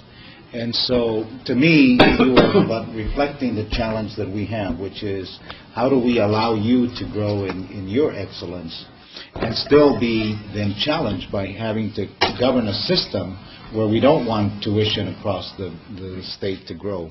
So it's a very interesting dilemma that we're faced with, and recognizing that, and at least in my own view, that I wish every campus to be a center of excellence, I will support this.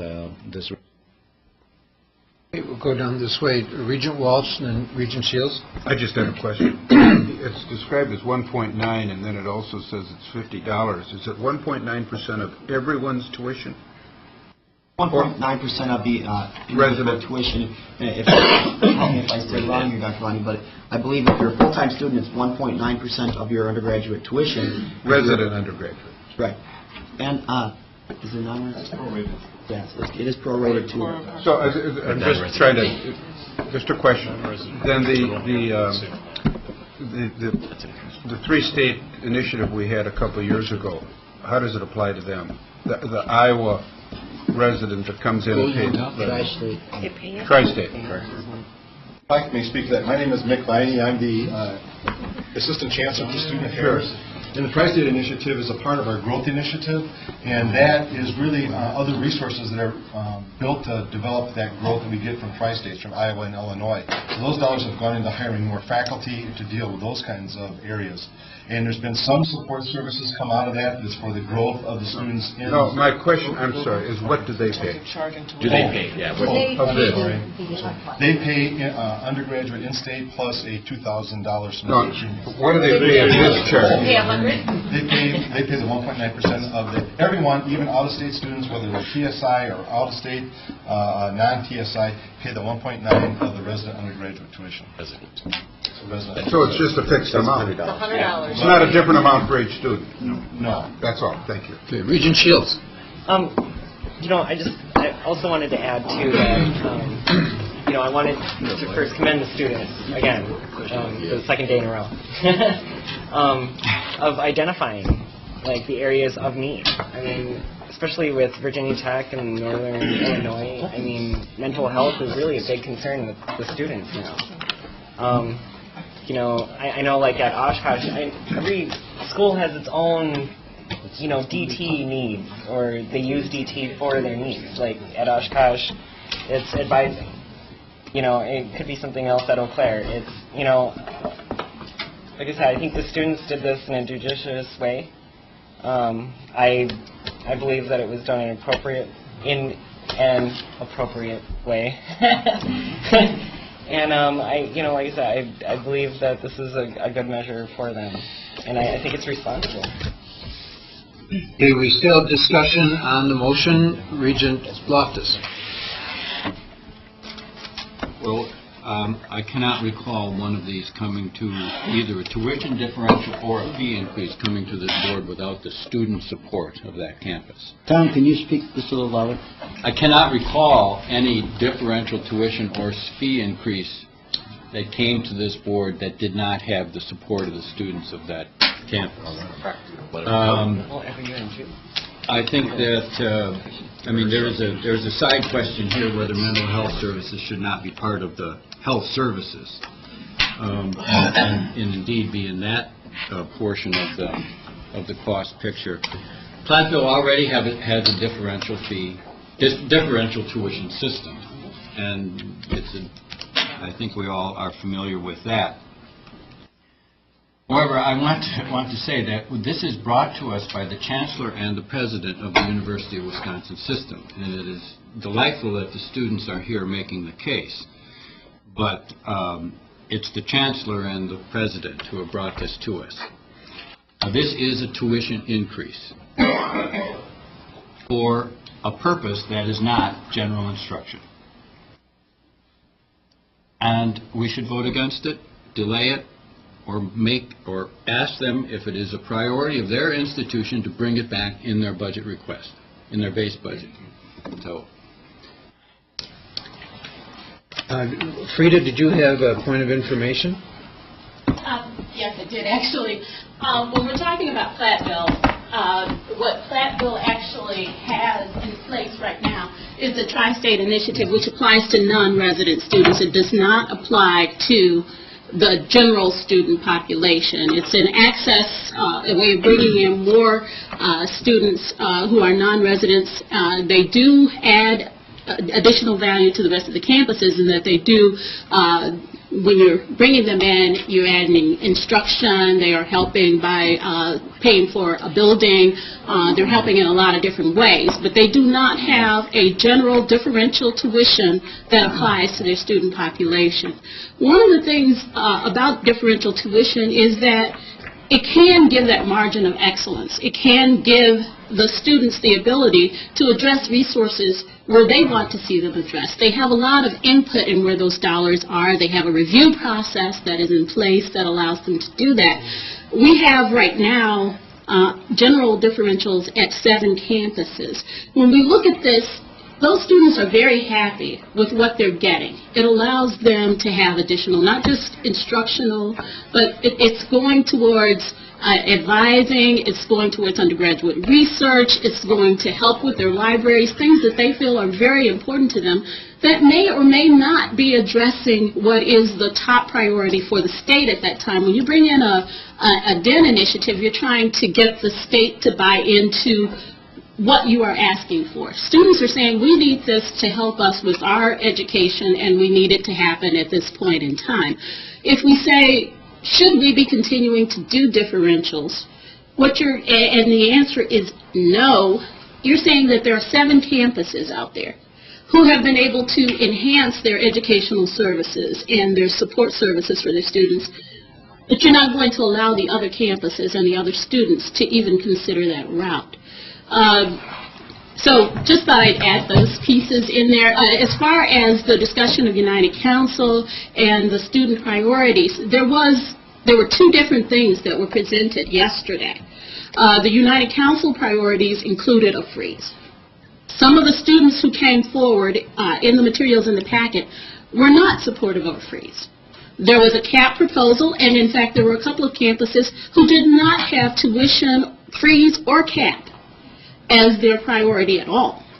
And when you talk to the students, they are very supportive of differentials, and I don't think that United Council has come out in any way in opposition to differential tuition.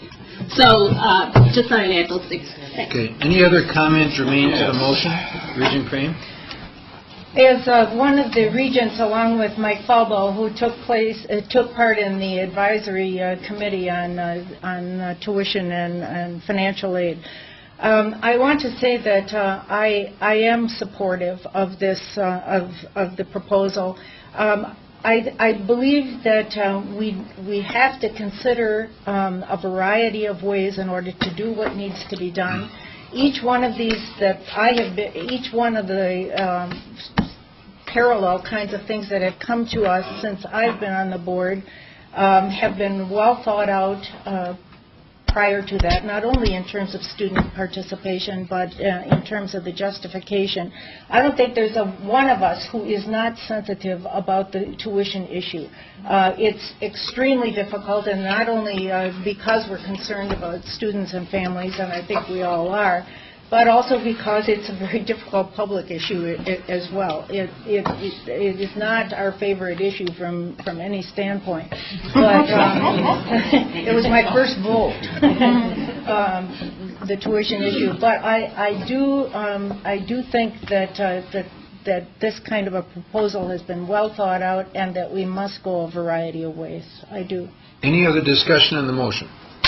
Regent Loftus. Well, first of all, I do not agree with the description of the Platteville tri-state program that was presented. There's a differential tuition at Platteville, and it is for a specific goal for that campus for engineering. Well,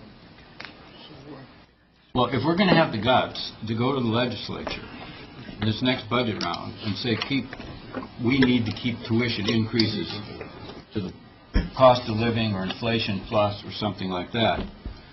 But, oh, by the way, all around the state we've added $1 or $2 to the tuition cost and we're not being inconsistent, we're just being ironic,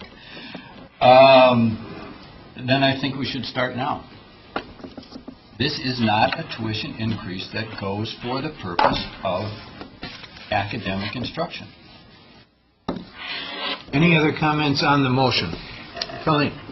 Thank you. I think I should start out by saying that it concerns me greatly to have a student body president sitting at this table asking us to increase the tuition at his university.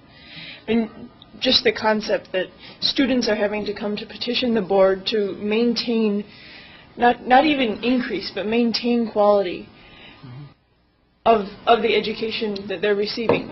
That is a real concern. And I think we have to listen to that, because it's ultimately the students who are paying for this. And if they want that increase, we should allow them to pay more for their education in order to get the services which enhance the education they're getting in the classroom. Because I am certain that the education I've received here at Madison, and I'm also certain this is consistent throughout the state, is not limited to what happens in the classroom. And indeed, it's these services which make it possible for students to have that learning in the classroom be effective. And so it goes way, our educations extend way beyond just what we learn from our professors. And that's, what we learn from our professors and the quality that's eroding there is another topic. But I think we need to hear this earnest request for sustaining quality at Platteville. And the other thing I would say in this conversation about whether these things should be included in fees and the sticker shock to parents about tuition is that I would imagine most parents don't conceive that that the fees students are paying go into hundreds of dollars. And perhaps it's more truthful, which they do, perhaps it's more truthful to put those costs into the tuition package, as we're doing here. We have a motion on the floor for the differential tuition at UW-Platteville. Do we need any more discussion, or are you ready for a vote? I just want... Okay, Regent Rosenzweig and President Riley, and then could we have a vote? Yes. Just one more time. This is a very well thought out. I'm sure that the students at Platteville need it, and it is a pity that they are here today asking to raise their tuition to achieve that. However, Regent Loftus has made a compelling case about how you deal with this of interest. You're going to the legislature, you're asking to hold down the cost of tuition, and today we have voluntarily, as a board, raised tuition at one campus. And I hear from President Riley that we have other programs coming down the pike that are going to be the same. Now, maybe this isn't the place to say no, but at one point or another, you really have to come to grips whether this is okay. Because I would offer it's not okay, at least from the outside. There's great justification, and I think that Jose made a great and compelling case for why we want centers of excellence and how we go about doing it. But you're faced with a Hobson's choice, as I said before. And I don't know that you can continue down that path, at least from this perspective. I'm sorry to put a damper on this at this particular moment. That's all I think. Thank you. President Riley, wrap up. Yes, good discussion, I think. Fair discussion, necessary discussion. That's why we have boards like this. You have to make hard decisions, and this is one. I recognize that. I think Regent Loftus is correct.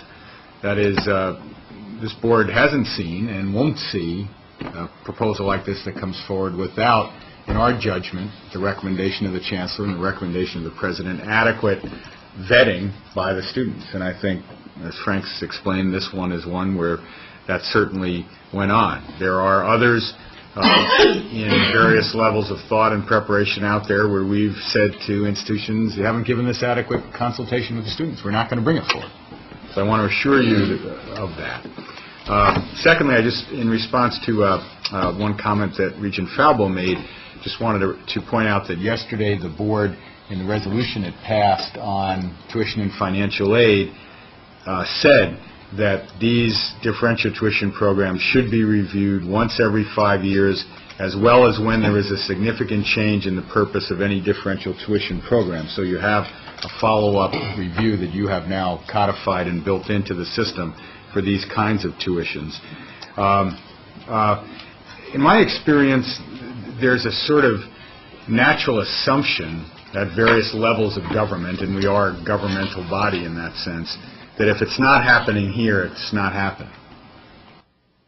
We don't do it. It hasn't been done. And it goes back in part to Regent Rosenzweig's comment. I think these are not easy things to develop with the students. The Regents should not vote on this however you're going to vote on it, thinking this is an easy thing to bring forward to you.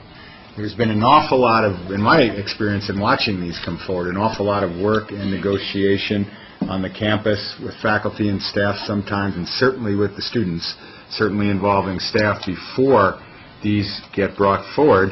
And then I can assure you that after they are passed, if they are passed, there's lots of watchful eyes from the student government leaders and the student body watching to see how these things are used and whether indeed they are getting the services that the fees are purported, the differential tuition is purported to cover. On balance, I think we've got a system here that allows the board to consider these on a case-by-case basis, to decide, based on the merits, case-by-case, about what you want to do, and that's what you're being asked to do today. I think when we go down to the legislature, what we're asking them for is to invest adequately in GPR. You decide what the tuition is. We don't go down to ask them to hold down tuition. Your decision is tuition. They don't decide on tuition. We ask them to invest enough of the taxpayers' money in their sons and daughters and adult students so that we don't have to do as much of this as we're doing now. That's the ask of the legislature, and that's the case we've got to press. Okay, we have a motion for resolution. All in favor, say aye. Aye. All opposed? No. Motion carries.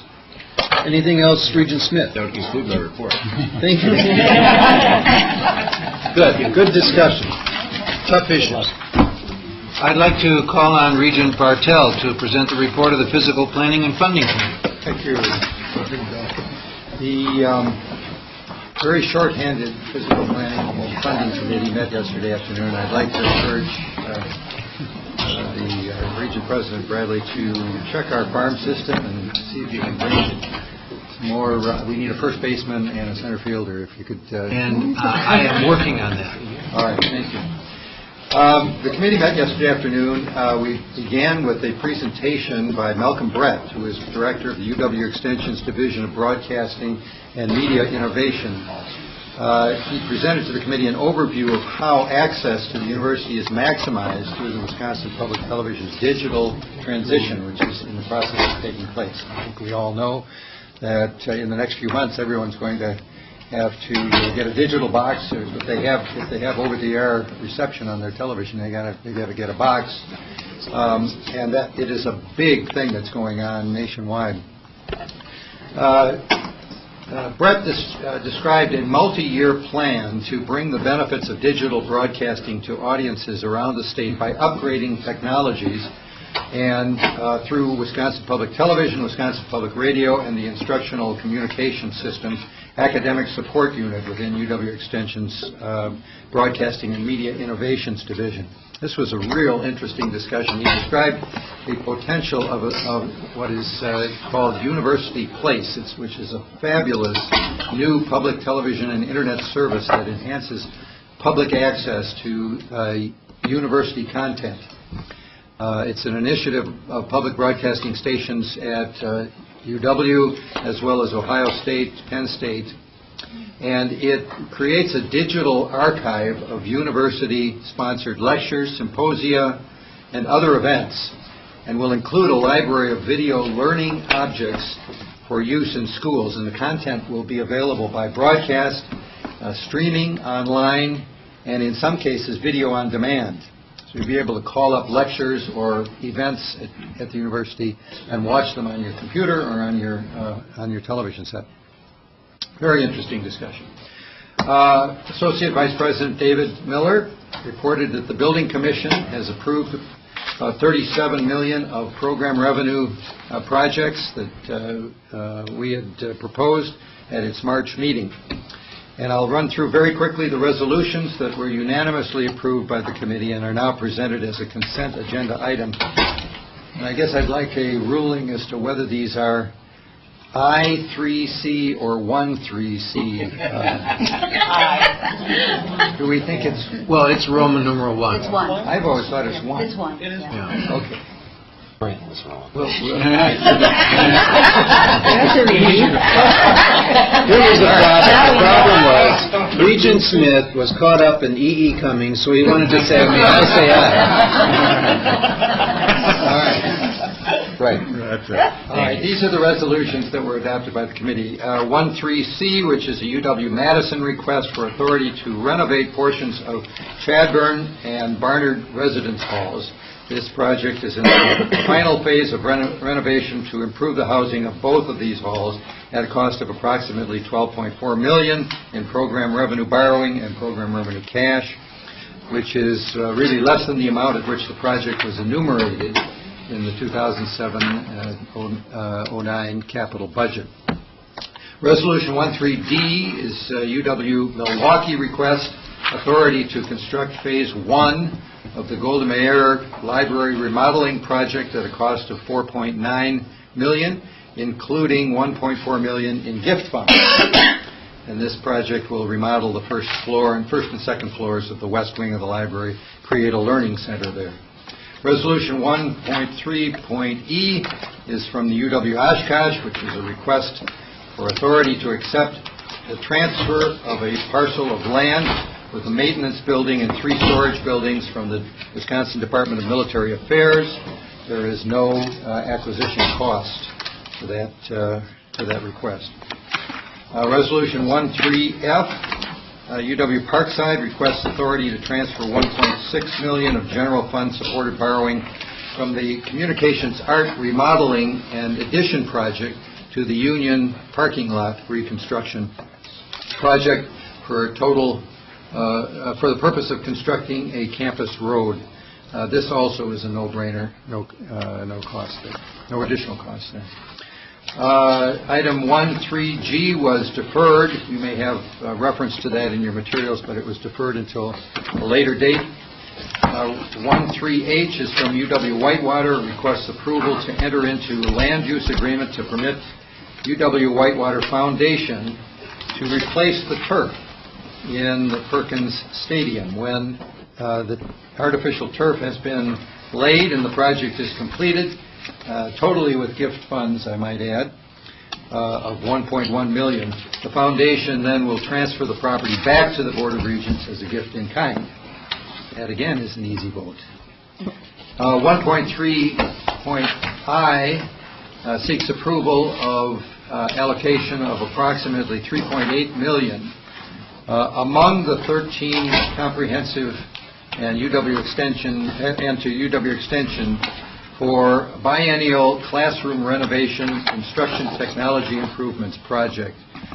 These are funds that are used by each of the institutions to upgrade and equip classrooms with modern technology and teaching methodologies. That's $3.8 million. And finally, Resolution 1.3.J requests authority to construct all agency maintenance and repair projects at 4 of our institutions. This is a request that comes in just about every time we meet. Particularly, the UW Madison requests funding for the Chamberlain Hall Energy Conservation Project. I wanted to mention this project. because it will use $3.7 million, which is provided in the 2007-2009 capital budget to promote energy savings projects with a very short-term payback. I think the payback is 4 years. It's a wonderful program. It's program revenue borrowing that will be recovered in 4 years of those energy savings.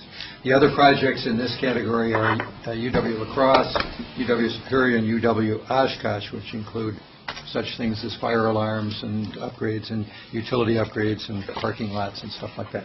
So these 7 resolutions were passed unanimously by the committee, and I move adoption of these resolutions as consent agenda. Is there a second? Second. Any discussion, any request to remove any items from the consent agenda? Just a question. Question for the chairman? How do you recover program revenue costs? Through energy savings? Well, it's program revenue borrowing, isn't it? Yeah. So the debt service will be paid from the energy costs that are saved in accomplishing that project. Is this like a home equity loan, and I'm going to pay it back with energy savings? That's sort of what it is. Okay. You want further elaboration? Yes.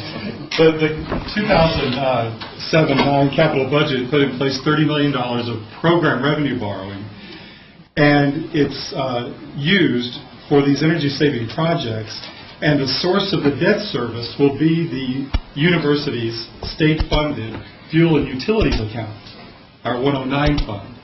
So the state will put the funds into the fuel and utilities account, and that will pay the debt service. And that's why it's called program revenue borrowing as opposed to general fund borrowing.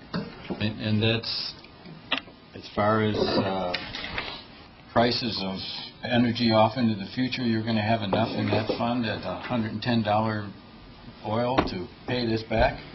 Well, it's a 4 to 5 year payback on a fixed cost. So the bonds will be let as short-term bonds, which we've worked out with Capital Finance, and you'll only incur that debt service through the payback period, and then you'll recoup the savings in perpetuity.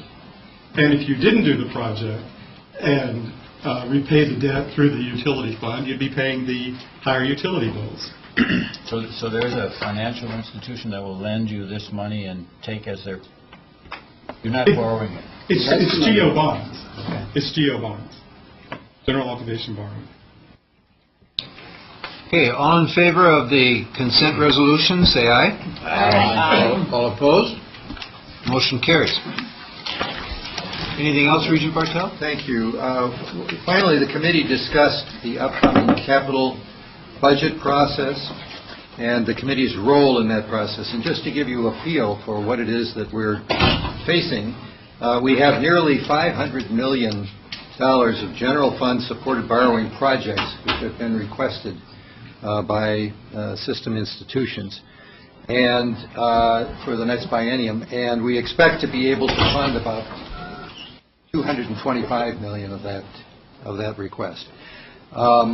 It was agreed by the committee that the Physical Planning and Funding Committee will be somewhat more involved than in previous years in budget decisions relating to the policy and funding priorities of these projects in the 2009-2011 budget. As a result, the capital budget that we will bring to the Board of Regents in August will reflect important decisions made not just by system staff, but pursuant to the criteria, by the way, that the Regents, this board, adopted last November. But it will also reflect the committee's decisions on some of those issues. We're just starting that process now. So, Mr. President, with this concludes the report of Physical Planning and Funding Committee. Good. Thank you. I'd like to call on Regent Davis to present the report of the Education Committee. Last but hopefully not least, Mr. President, I'm pleased to report the summary from yesterday's meeting of the Education Committee. Item 1 was UW Extension and College's presentation entitled Maximizing Access to College Degrees for Adults Statewide. And the meeting began with a presentation, of course. We heard from David Scable, who is here, at least I saw him a minute ago, Dean of UW's Extension's Division of Continuing Ed, Outreach and E-Learning, and Lisa Seal, Interim Associate Vice Chancellor for Academic Affairs for the UW Colleges. The Adult Student Initiative seeks to maximize access to college degrees for adults statewide, and thus to increase the number of baccalaureate degree holders in Wisconsin. Having received funding as part of the growth agenda, the Adult Student Initiative is working across multiple fronts to increase awareness of the value and need for baccalaureate degrees, as well as of the many programs and services available at UW system institutions. It is creating an array of student support services, especially designed for adult and underserved students. And it is collaborating with other UW institutions to develop a variety of undergraduate programs in areas and formats, particularly online and hybrid, that meet the needs of adult and non-traditional students, focusing on 21st century skills and competencies. This is a welcome work and an important player in the growth agenda for Wisconsin. We then moved on to a report of the UW Systems Engineering Education Task Force. Now, this task force was created at, I think at the request of Senior Vice President Rebecca Martin, and we heard from its chair, that is the task force chair, Deb, and I've worked so hard to do this right, Benuka Pollen. Thank you. Benuka Pollen, Associate Vice Chancellor at UW Milwaukee. And all of us received those in the mail, the materials relative to that task force report. The task force was charged by Senior Vice President Martin to assess the state's needs for engineering education and to formulate recommendations that would enable the UW system to effectively and efficiently meet those needs. We learned that enrollment and graduation rates at the 5 system institutions that offer engineering programs have been steady for the past 10 years, and that most of those programs have adequate capacity to accommodate the cyclical nature of demand, which was a surprise to some of us. In fact, the task force found no evidence of unmet demand for engineers in the state or in any particular region of the state. The report's key recommendations are to, number 1, periodically assess regional and statewide demand for engineering graduates, and number 2, to utilize existing resources to the extent possible to meet potential unmet regional need, and 3, to the extent that unmet regional demand emerges, the report proposes that it be resolved through collaborative, off-site delivery of existing programs, as is being done by the UW Platteville programs in the Fox Valley and Rock County as examples. The report also focused on developing strategies to meet the needs of part-time and place-bound students in engineering programs because they are more likely to stay in Wisconsin. And like the rest of the country, we also need to develop strategies for better attracting and retaining more students, in particular women and students of color. The committee had a good discussion about ways in which we can do this, in particular by focusing, as we discussed a little earlier with respect to the accountability report, focusing on the pipeline and starting with students in middle school and even earlier. We then moved on to UW Stout's presentation of their campus academic plan. This plan was presented by both Provost Julie First Bovee as well as Chancellor Sorensen. This was the second campus-wide academic plan heard by our committee, the first one having been the UW Oshkosh presented in February. Again, the committee appreciated the more holistic and strategic understanding we received of Stout's identity as the system's polytechnic university and the preview of its future directions, which are highly exciting. Stout has undertaken a major reorganization of its colleges to align it with its polytechnic model and has an ambitious plan for its future. The campus has identified certain key areas targeted for growth, including meeting the demand for teachers in STEM fields, providing degree completion opportunities for working adults, and providing interdisciplinary programs in cutting-edge fields. the committee received a detailed accounting of the academic programs that are in various stages of planning at staff. And we heard of several curricular initiatives, including revision of the general ed, better assessment of student learning funded through a national grant program, and other quality improvement projects. Having now heard 2 of these campus academic plans, the committee has been able to refine its expectations for how new academic programs should be brought to us in the future, especially in the context of our more compressed approval process via the committee's consent agenda. New programs coming forward will be placed in the context of an institution's 5-year academic plan, and we encourage campuses to refer directly to those plans in the materials they provide to the Regents in the future. We then moved to Senior Vice President Martin's report. She gave us a heads up that all Regents will soon receive 2 required reports, legislative required reports, the annual report of minority and disadvantaged student programs and the annual report on orientation programs and information provided to students on sexual assault and sexual harassment.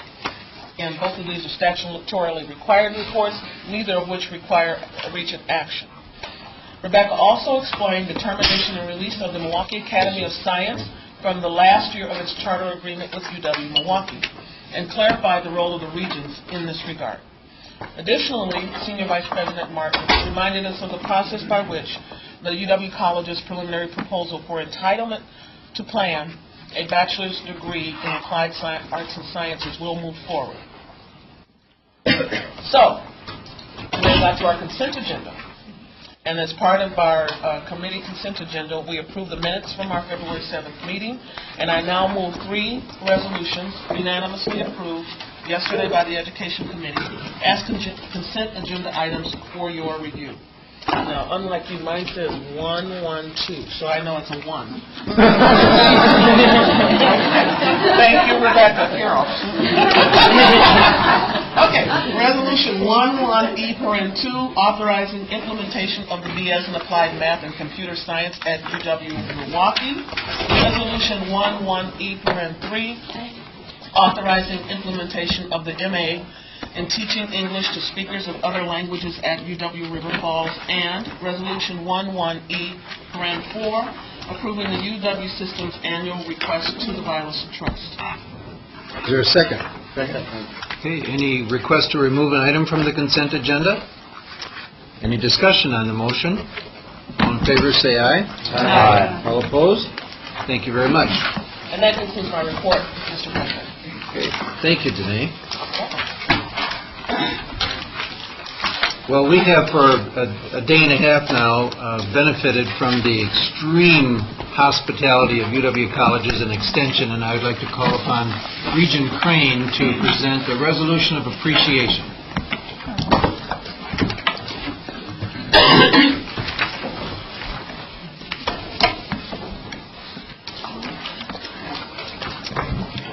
As I am one of the Regent buddies for the colleges this year, and along with Tom Loftus, and it is my distinct privilege this morning to present the resolution to you. And it has been a day, I know that I speak for a couple of days, I know that I'm speaking for the entire board, as well as the many other guests who have been present, that we have experienced a very warm, gracious hospitality in this day and a half, and we are very grateful for that.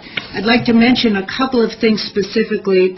That absolutely outstanding program yesterday morning. It was very inspiring to all of us. It's one of those moments when I believe in the future, and it was very moving and impressive. To talk with the students in many settings, to see their work was wonderful. To celebrate with the 50th anniversary of the Conference Center was a great program and a wonderful experience last night at the reception. I enjoyed very much not only the students, but the many deans that were present, as well as faculty. And I want to especially mention the staff, who are far-flung and came together to present to us what seemed to me to be a perfectly organized meeting. And I am grateful, and I know the others are too. And I now read the resolution. I know there are those who don't like whereases, but I'm going to read them anyway. I am a person of some formality on some occasions, and this is one of them. Whereas the Board of Regents of the University of Wisconsin applaud UW Colleges and UW Extension's commitment to maximizing access to university research and resources for the benefit of all Wisconsin residents. And whereas hardworking, committed adults throughout the state will benefit from increased access to college degree programs through the Adult Student Initiative. And whereas UW colleges and UW Extension are leveraging their resources to work in partnership with municipalities, counties, and other higher education institutions. And whereas UW colleges and UW Extension are helping to grow local businesses and the state economy, keeping Wisconsin competitive in a global economy, and creating a brighter future for our great state.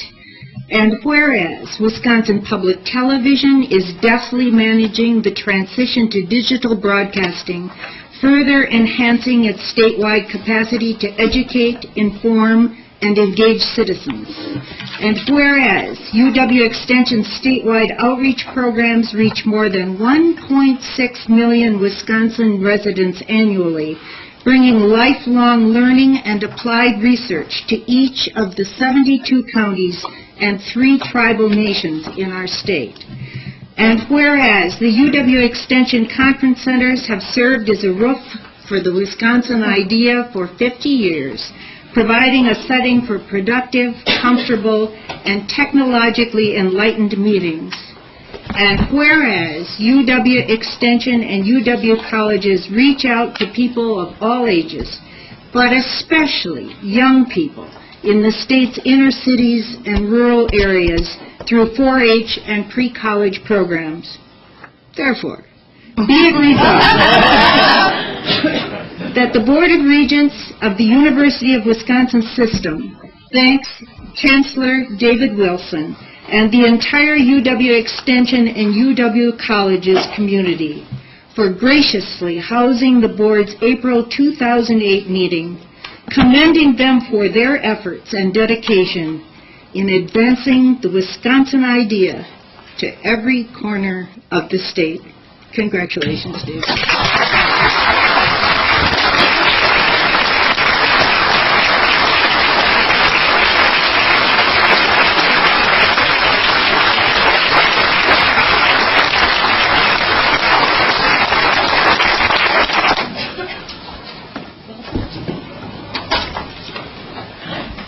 And Madam Secretary, if you could have the record show that that resolution was approved by acclamation. Thank you.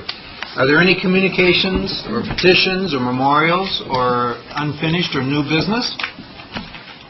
Okay, well then I'd ask that we take a 10-minute recess, if we could reconvene then at 11:30 on the dot. Good. Thank you very much. Thank you. 7 minutes recess.